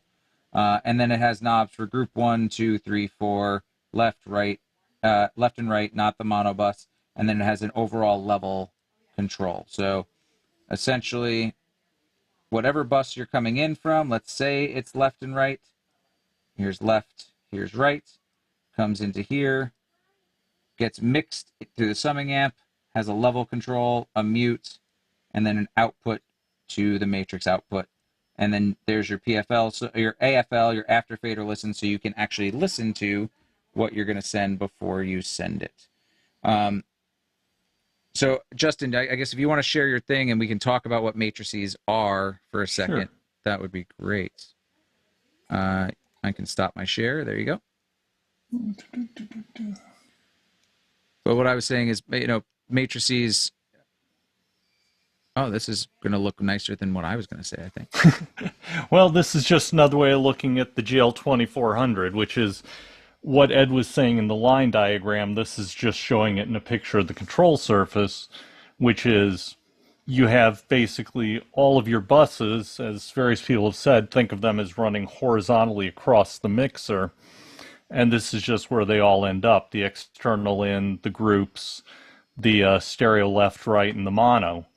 And then the matrix outs are just basically another set of outputs that you can mix them to. So in this picture, you can see they're dialing group 1 to matrix 1 along with the left, and group 2 and the right out to matrix 2, and so on. So it just gives you another easy way to remix your outputs. I don't know if that helps you, Ed, or if you want to add anything to that. No, that's great. Do you have any ability to zoom that to make that a little bigger? Ooh. Let me see. Maybe some command I think pluses. looks like Leo might have it. And I was just going to say that I think it's really important to emphasize that a matrix is literally the last place a signal can go in a console. And a lot of times you don't even use them. You know, you don't have to use them. Right. And, you know, Ed's point about it being a mixer within a mixer, I always like to think of it as it's the output mixer. It lets you mix outputs. All those things you can tap off of, they're not inputs, they're outputs. Exactly. This applies to analog consoles, not to digital. Well, that's another story. Right. Now, for our video friends who out there, one of an analogy in talking to somebody the other day that I came up with was, think of it kind of like a super source. So your matrix is like a super source. You've crafted, you've taken some elements and you've whittled them down to a smaller thing like a group, and maybe you've whittled things down to multiple groups, and then you've thrown those groups to your matrix, which is a bigger picture, and that's your super source, to say, if you're a video person and trying to understand how matrices work or what they are, that's the way I would think of them. And you can even take your program feed and make that part of your super source with the main left right. So that's kind of one way to think of it that may help some people who are more video aligned. But great. No, thank you, Justin. This was a great graphic. I think definitely very helpful. Probably better than looking at the block diagram. So what I'd like to do is maybe if there's a question or two, and sorry if you guys can hear my 4-year-old, he's very rambunctious at the moment. But if there's any quick questions, we can take a couple of those, and then we can either talk about aux sends or we can look at the digital console, maybe contrast that a little bit. So do we have some questions? Yeah, so I got 2 questions from the Zoom side here from, again, AV Trainer. So, and I'll shoot this to Andy Lipnick. What happens when signal types, cables, and cabling, impedance, etc., aren't as matchy from one connector to the next or along the signal path? Is it different for analog versus digital? Wow, I'm not really clear on this question. Is he asking if you're using, say, different, I don't know, brands of connectors to achieve? I'm not clear on this. What do you think what do we think he means by this question? So I feel like he's asking about the type of cable, or I'm sorry, the signal you're using. So an XLR cable, the way I guess it functions between an analog board and a digital console. I'm still unclear. But maybe if he can clear up the question, we can come back to it. All right, so he just said high Z versus low Z, balanced plugged into unbalanced. Okay, balance is plugged into unbalanced. I think he means balanced versus plugged into an unbalanced mic into a line level. Got it. Yeah. So, Mike, if you plug a line level source into something that's expecting a mic level, which is a low voltage. I see. Yes. And high impedance, you're not going to get the desirable results that you are expecting because those pieces of gear aren't matched for each other. So, yeah, maybe now, Andy, now that you get where we're going, if you want to. Yeah, I'm trying to think of an example. Like if you plugged a guitar on stage into the 1/4 inch of the console without going through anything, it wouldn't sound that great, because of the impedance mismatch. But if you went through a direct box, which would match the impedance to the microphone input of the console, it would sound a lot better. It wouldn't and because impedance, boy, this is a big subject, because we're starting to talk about loading, and all of that. There are even some direct boxes that give you a little load control, which is really nice if you've got different types of pickups that you're trying to accommodate. But anyway, so he's following up. So some of the things you would hear if you did a mismatch is especially if you went from a line level source going into something that's expecting microphone level, or something that's pro line level that's expecting consumer line level, it's going to sound overloaded, distorted. It's going to clip. You're going to be overloading that input. This is something that actually people see a lot with the A10 minis, which I happen to be using one. When I did the other demo, that's what I was talking through. Leo's holding one up. What's up? Leo is holding one up right now. It's got the two little mini jacks for its mic inputs. Where is he? Oh, okay. Yes. Sorry, I don't know if I Unless you talk, you don't come out on program. So holding something up doesn't really work. I'm on mute. Sorry. Yeah. There we go. I spotlighted him. So, yep. It's got two mini jacks, and actually, I have to say, so we did this. We covered the A10 Mini and the audio on our first audio show back right before Labor Day last year, and I did misspeak through my testing. I had actually mentioned that it was that it could do balanced mic in, and I was wrong when I said that. It is an unbalanced stereo. The testing I had done, because of some of how Zoom and other platforms fold down audio to mono, it appeared that I was not getting that phase inversion and phase cancellation from polarity inversion that other people were experiencing. So I just kind of got lucky and had faulty test parameters when I went through it. It is, in fact, an unbalanced stereo input. Even the microphone, even when you have it set in the software for mic level. So essentially, if you have a stereo microphone that has a mini TRS connector, that can work in there, and you'll get both those microphones, and nothing will be wonky sounding. If you're going to take it in as a line level source, and you're coming from a console, you're going to want something in between there to do the level matching and impedance matching. I found the spec they give is terrible for the A10 Mini. They say it's all they give for that input is +6 dBV, which any of us on this panel, I see people shaking their heads because that's kind of a useless spec. It doesn't follow any kind of standard thing.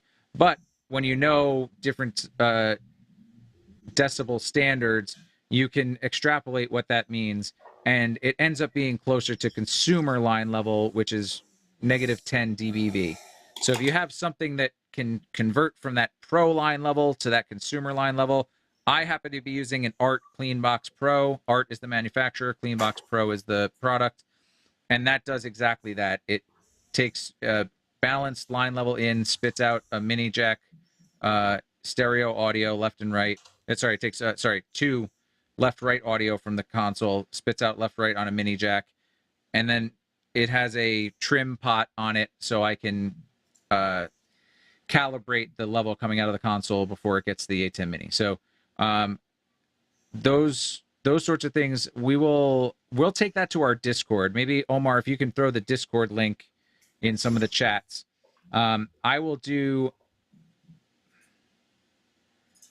I'll see it this weekend. I'll do it this weekend. I will either put up a video or I'll do a live in a voice channel session on the A10 Mini specifically with audio to try to help some people out with that. Again, because I misspoke, I'm only taking the time because I wanted to make sure that if anybody does go back and watch that earlier audio episode, which I recommend you do, especially if you want to hear about microphones for 45 minutes. It sure doesn't help this whole thing that things are labeled wrong by manufacturers. That is not a microphone input. It's a stereo input. You're telling me? Stereo. Yep. It's a stereo. Yeah, so when things are labeled improperly, it's not helpful for people trying to learn. Isn't it a stereo mic in though? It's still yes, mic level. It's just stereo in. But in the software, you can change it to line level, and then it is stereo line level in. And then within the software, you can split those to be separate mono inputs. So if you wire like a Y, and we're going to talk more about cabling and adapters next week, but if you wired up 2 microphones on a Y cable that went down to a single 1/8 inch in, where the pin 2 was referenced on mic 1 to tip and on mic 2, pin 2 to ring, you could get 2 microphones in, split it in the software, and have independent control of 2 different microphones from 1 input. So join me on Discord this weekend. I'll post more information about it tomorrow. I'll post when it's going to be. I'll put a time, and we'll figure it out. And if there's a lot of interest on Discord of making it a Zoom, we'll make it a Zoom. But I think we're gonna make that a Discord exclusive session. Ed, cool. Yes. So they have actually just updated the software recently, and there's now 3 different settings, as you can see. This is the latest version of the ATEM software. So they've changed it. So before you do your thing, check, because there is a new setting. I did just update my software today. Sorry. You can see it here. So they've now got this. It's now got. They've added a different line to say microphone and microphone plug-in power. Got it. Okay, because they do. I'm assuming. I'll have to dig on that, but I'm assuming that that applies a bias voltage for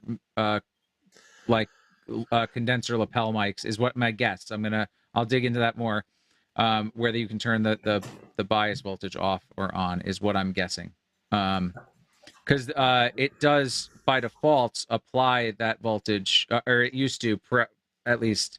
My experience has been that the bias voltage was there so that you could use a condenser lavalier plugged directly into it. So my guess, again, without testing yet and just seeing this, I only updated my software today, is that one of those options puts the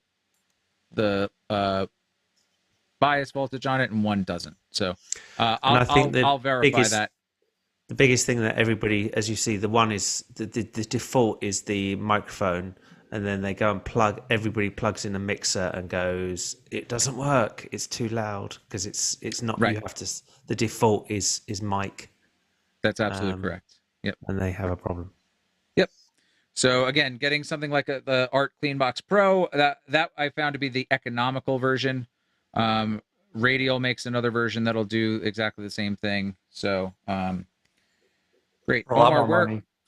Yeah, for a lot, yes, yeah, for about 3 times the cost. So where the argument has been made that art maybe not professional quality, but if I can replace it 3 times for the cost of the radial, if I'm a small church or something that maybe doesn't have the funds to go around, the radial might make more sense. Or if I'm at home and I use this thing once a month, maybe the radial is the perfect thing for the art is the perfect thing for it, as opposed to the bigger investment on the radial. Although I do like radial products.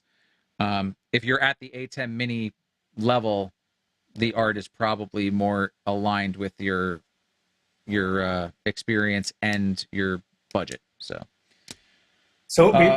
before we get on, I got one more general question for the audience. But before we get there, Brian, I saw you had your hand up earlier. Did you want to add something, or did we pass that moment? I mean, I'm going to be really quick, Ed, because I know we're going to dedicate an entire to this, but one of the biggest gotchas for people who are not super familiar with audio is sleeve connectors, and in particular, Tip-Ring Sleeve Mini 3.5 millimeter. Those are all basically the same thing, essentially.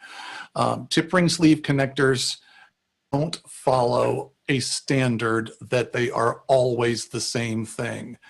In fact, the 2 most common things that they are is a balanced connection and a stereo connection, and the 2 things are completely incompatible with each other. So it's a gotcha that comes up over and over and over again. And I know we're going to cover it in depth, but it's just sort of if you're baffled by a Tip-Ring sleeve 1/8 inch connection and it just won't work, it's probably wired in a way that you don't expect. So before we go on, I got a question, and this is open to the floor here. On YouTube, we were asked by, or Rick had mentioned, and I apologize, I kind of don't remember the timing for this, but he had said, and I'm just curious if it's true or not. He said, I believe that's how the Beatles' revolutionized tone was achieved. Consensus was going straight, guitar straight into the desk, gain cranked. That is correct. That is And correct. that's a ding ding. We have a winner. Clip the preamp on an old EMI desk, and that's how you get that sound. No DI box, straight in. Andy, you wanted to add something? Oh, I was going to say, or a Neve, but yeah, that's an exception. I was talking about live sound, but yeah, that was a thing. It's that nice crunchy preamp, studio preamp sound, you know. Yes, Right, much to the dismay of the operators there. They were freaking out because they thought they were going to break the board by doing that. And of course, John Lennon loved to scare people by doing things that they shouldn't be doing. The days whole when story there. the days when the audio engineers in the studio all wore white lab coats, just to put this into perspective. And lots of rules. Yeah, it's crazy. The analog version of Drop the Mic. Yeah, kind of. And I mean, once you know the rules, you can break the rules. Or if you never know the rules, you can break them all just as easily. But that's definitely one of those. That would have been one of those before the time breaking of the rules of the day. What else? Anything else, Omar? Or are we good to? No, you're good to continue. I just want to throw out there, we got 10 minutes left. If you guys could send me some love in the comments about the panelists tonight, about the topic we're doing, just so we can read them off at the end. Again, we got about 10 minutes left for the show. So, Ed, I'll let you take it away. Cool. So rather than diving into auxiliary sends right now, because that would take a bit, I do want to show a digital console and kind of show a little bit of the difference that we all alluded to earlier. If that's a good consensus from everyone, that we're at a good point to do that. I don't want to feel like we missed out on anything, but let me switch to my other camera, and it looks like we wouldn't get to look at the analog console anymore because it looks like the battery bank for that camera died. So good thing we don't need to look at that console anymore. All right, so here is my Yamaha, and the thing I like about this one is going to this is on the insert page, but this gives us a pretty good graphical representation of, I wonder, can I annotate? No, I can't annotate over a camera. That would have been great. Come on, Just Zoom. select a different channel, Ed, so then you can play with it without affecting your voice. Unless you want to affect your voice, then it's up to you. Oh no, nope. This is. Oh yeah, I get what you're saying. Yep. Yeah. So you might have just seen that something jumped. Let me go on a channel that has nothing on it. So there's all these boxes, and what do these boxes actually mean? Basically, we have a graphical in this horizontal line here. We have a graphical representation of the signal flow of a channel on this mixer. So from the point after the A to D, which we mentioned earlier was the analog to digital converter. So assuming, you know what, let me, before I get too far into this, let me show this. Let me pull up. So looking at and this is on a Yamaha, this could be any number of digital desks have a similar sort of thing. We have our analog gain first, then this one has a digital gain, so it goes through the A to D converter, gets to the digital gain. From in here I can enable phantom power, and then I can essentially, this would be my analog gain, and then this would be kind of like the trim if say I wanted to bring the signal kind of hot on the analog side, but then I wanted to back it down. I could do that. I could spin this up, get it hot. There's nothing plugged in there. And then I can go to my digital and then kind of back it back off, or vice versa. There is the polarity invert switch is found in the gain menu on this particular console. There's other things here that aren't super important to what we're talking about at the moment. But now back to the insert page. So this shows us that after that digital gain that we were just looking at, the next thing in the chain is the high pass filter, then the EQ, then followed by the dynamics. So these consoles have built-in dynamics. That would be gates, compressors. So we have gates, duckers, compressors, expanders on Dynamics 1. Dynamics 2 has compression, expansion. Sorry, I'll bring my mic closer. A compander, and then de-esser. So that's where that varies. For my analog console that we were looking at earlier, the Allen Heath, I would have to use the insert to go out to get to dynamics if I wanted to, because there aren't dynamics built in to that console. So after the dynamics, then there is delay. Now, delay isn't as you think of as an effect, like a slapback or something like that. The delay is actually delaying the signal in time. So if you've ever seen someone whose video might be behind on their audio, you're hearing them before you're seeing their lips move, then you would use the delay to compensate for that, and that's built into the channel. Then it's the fader, and then the on-off, which on Yamaha consoles they do. You don't see my faders. They use on-off instead of mute or unmute, and when it's the light is lit up, the channel is on, which is the reverse compared to some other consoles where the mute switch lights up when it is not sending audio. Now, there's also the direct out, like we talked about here.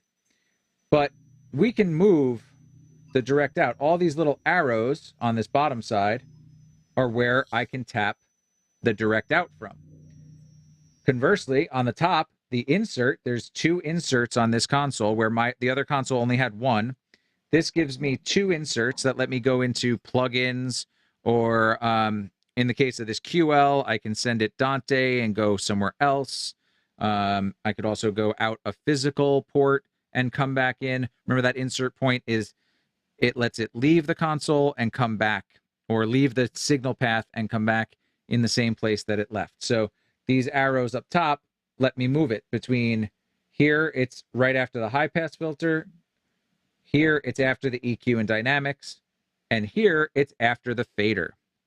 So you have some options that are more flexible in the digital console, this particular digital console, than I have on the analog console we were looking at. As well, the direct outs, I can take that. This first one is right after the digital gain. So that's how my analog console was set up. It was right after the gain stages. Then you could have it before the EQ. You could have it after the EQ or after the fader, so that everything you do on the channel goes to your direct out. And then direct outs, as we said, could be multi-track recorders. It could be either way. It could be going to tape. Could be a lot of things you could use that for. If you just had to send it to another console, but you wanted to send it processed, you could do that with the direct out. Whatever it is. And once you make a change, you could apply it to all the inputs on the console. And there's also a trim level for the direct out. So if it's, if you're hitting it kind of hot and you want to back it down, go into tape, you have another control for that sort of thing. So a lot more flexibility on the digital console side than on the typical analog console. Like I said, some recording desks allow you to move insert points, pre-EQ or post-EQ. There's almost infinite options available depending on what you're looking at gear-wise. But by far, the digital consoles will offer you a lot more flexibility than their analog counterparts. So I wanted to show that in contrast, and I always like this page because it actually gives you the layout. Now, what is fixed on this particular console, again, is you can't change the order of your EQ and your dynamics.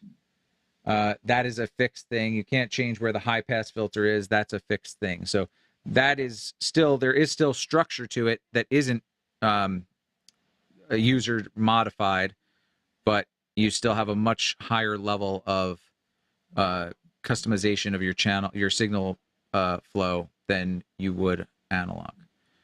So I think that's what I wanted to really kind of cover on the differences between these. While I have the digital console up. I'm just wondering if anybody. Well, we didn't talk about VCAs or DCAs, but that's okay. I don't want to try to rush it just to make it in. Well, you'll notice. So the layout is a little bit different. As far as here's our EQ. I can enable something and change it, and I get some kind of graphical representations of what it's doing. I can boost, I can cut. That's going to sound amazing. Everybody copy that. It's going to be really good. Now you'll notice I can actually change that green is what that band is doing. So on this console, this is a fully parametric where I can adjust what's called the Q, which is the width of the filter that we're using. So the analog console that we were showing earlier, the bands that were adjustable, that were sweepable mids, the high mid and the low mid, had a fixed Q of 1.3. So which is just more than an octave and a third. So it's kind of a wider band. We can get super, super narrow. If we had to notch something out, we can do that way. There's also,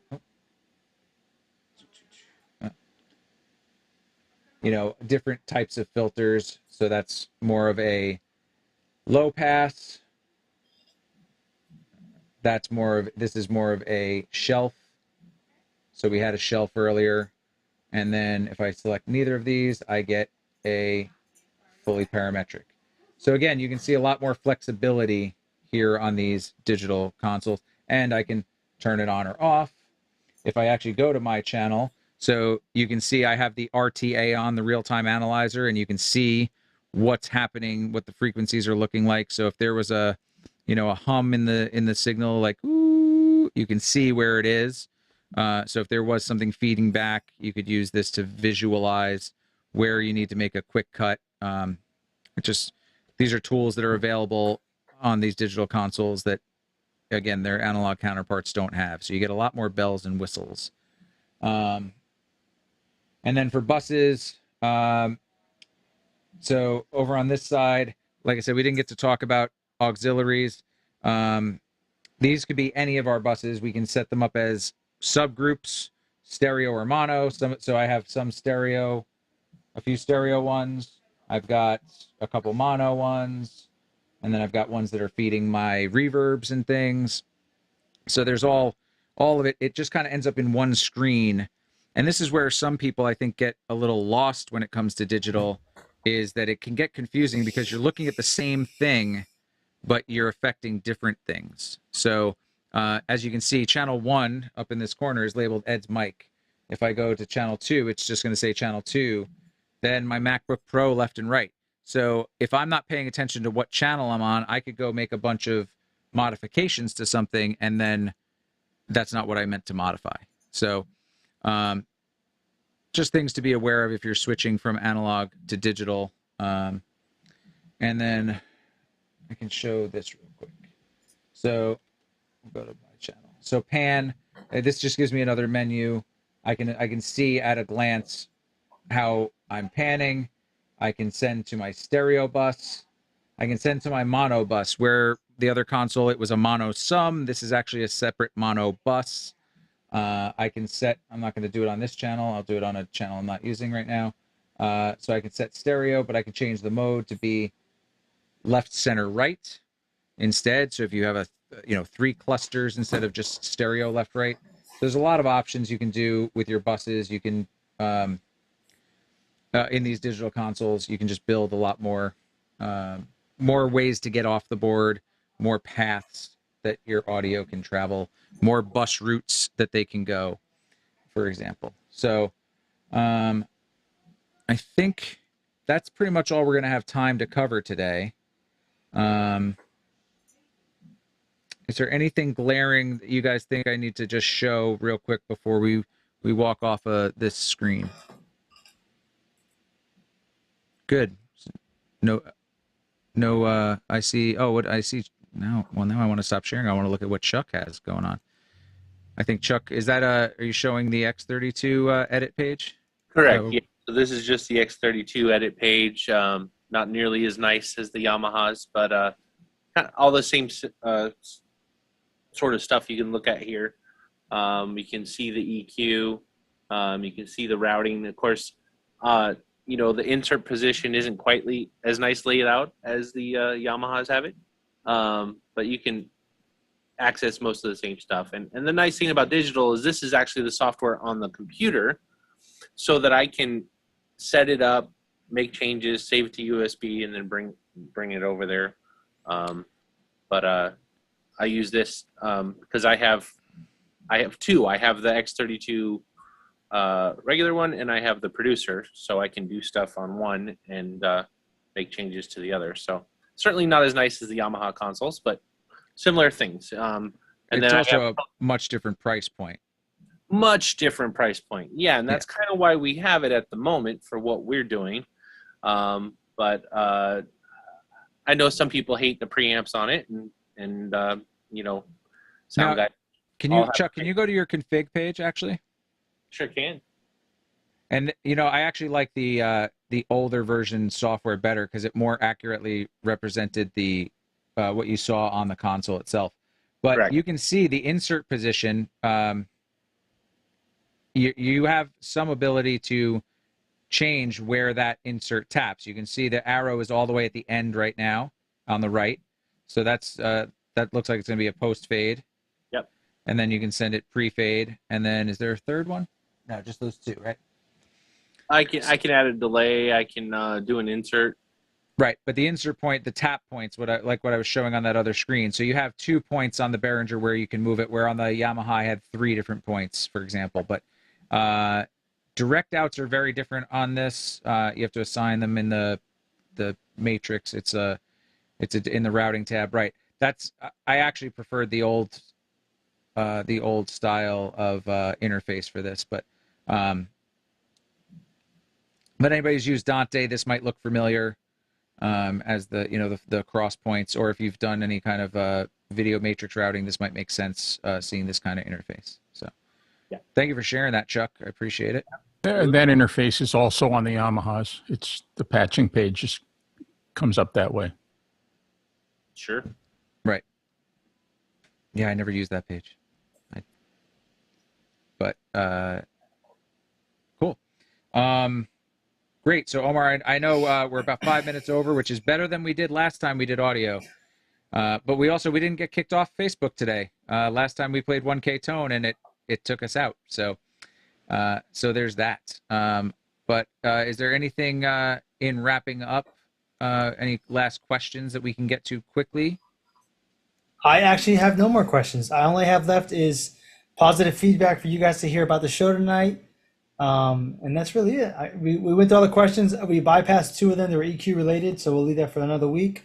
I made a note already in the Excel to kind of come back to that if we have time on that one. But yeah, we're looking good.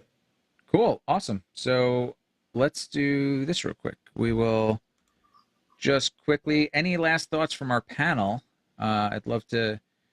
First I want to thank you all because everybody has helped me greatly not sound like an idiot tonight and actually filled in many gaps. So I appreciate that. So thank you guys first of all. But Pete, first time here. Thank you for being here. Yeah, first time here, long time listener.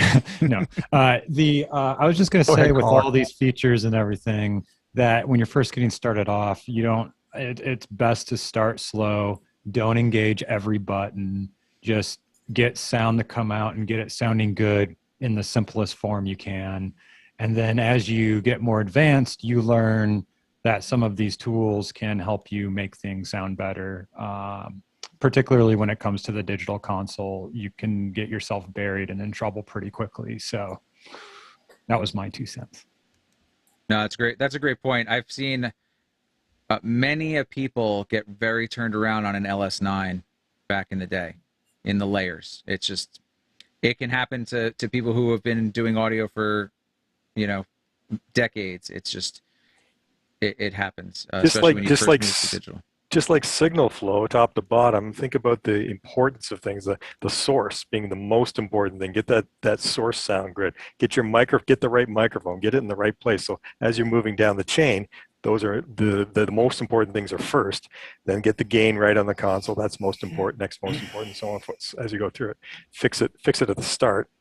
If you fix it at the start, you're not going to have as much work to do as you move down the signal chain to make it right. Great point. Thank you, Andrew. Andy, do you got something?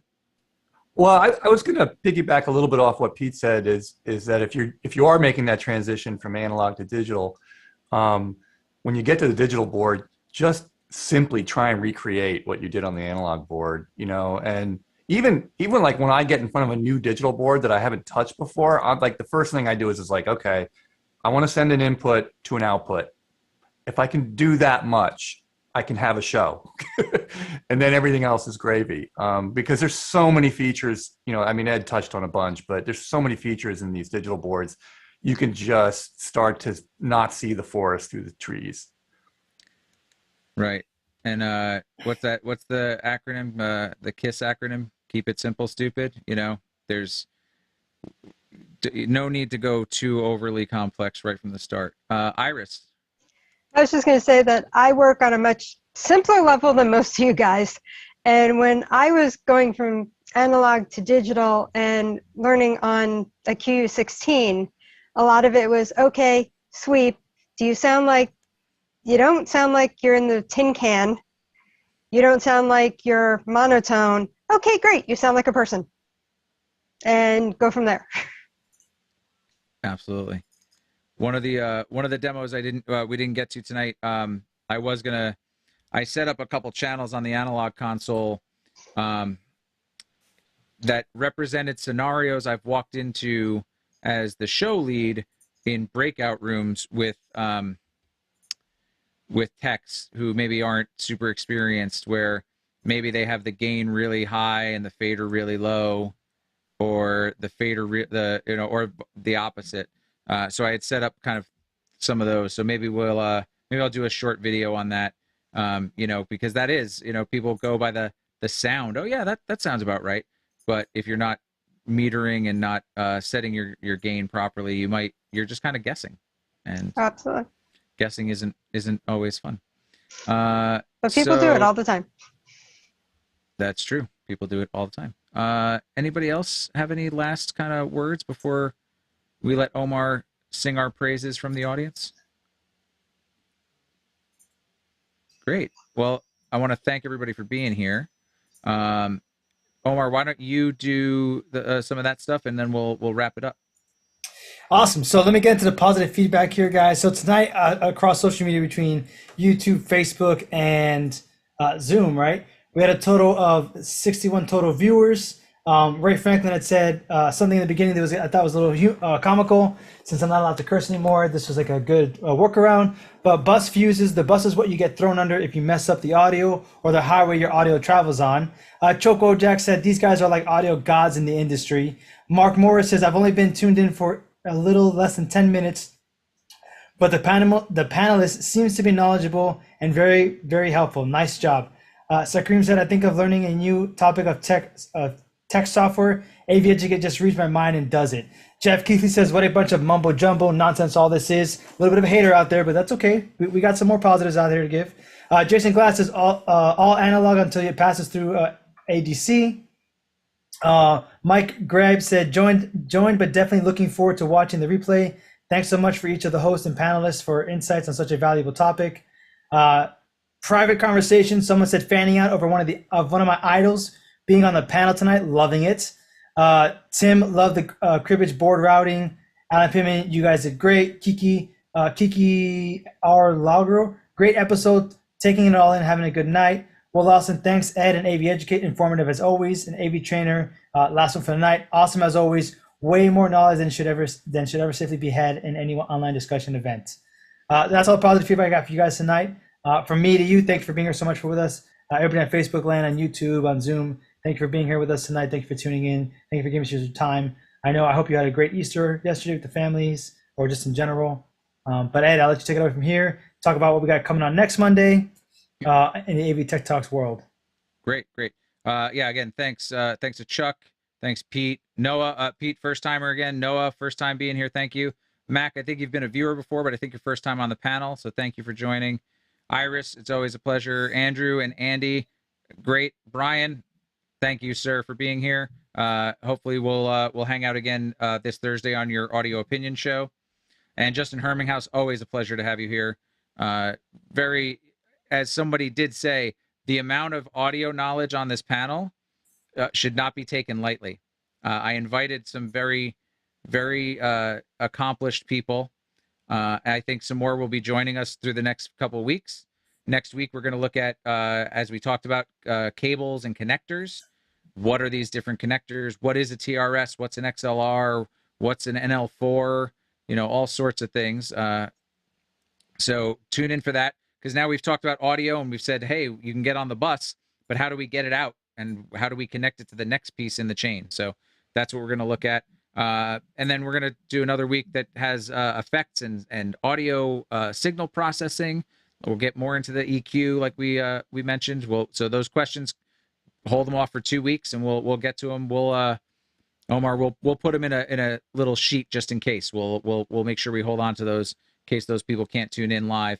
And then we'll wrap it up with more advanced routing and some of the tricky stuff. And I got some pretty cool demos. I forget who said it, but don't just try to do everything you can on because you can. I have a really good one. And somebody asked about sidechain compression earlier. So I got a cool demo because I hear a lot about doing parallel compression on forums, and people don't understand it, and it's not all it's cracked up to be, is my opinion. So we'll get into that controversial topic on another week. But thank you guys for joining. Every Monday night, 7 p.m. to 9 p.m. Eastern Time, U.S. Join us. If you want to join our panel, reach out to us, info@aveducate. Send us a message. Join our Discord. And cannot forget, we want to thank the DVE store for their continued support of AV Tech Talks. No matter where you're watching us, it's available in 1080p, and that is a direct result of the support of the DVE store. So please go visit them at dvestore.com. Pick up, check out the gear they have. If you're looking for a PTZ camera, they got you. If you want a huddle cam, they've got you. You want a mix pre, since we're talking about audio, they've got you. So go check out what they've got and let them know that you're supporting them because they support AV Tech Talks. It would mean a lot to us, and it'll mean a lot to them. So thank you guys for letting me indulge in that. So with that, I'll ask our panelists to wave goodnight to Facebook and YouTube. Thank you all. We will see you next week. Thanks. All right. We are off the air on Facebook. Oh, nope, we're not. Sorry.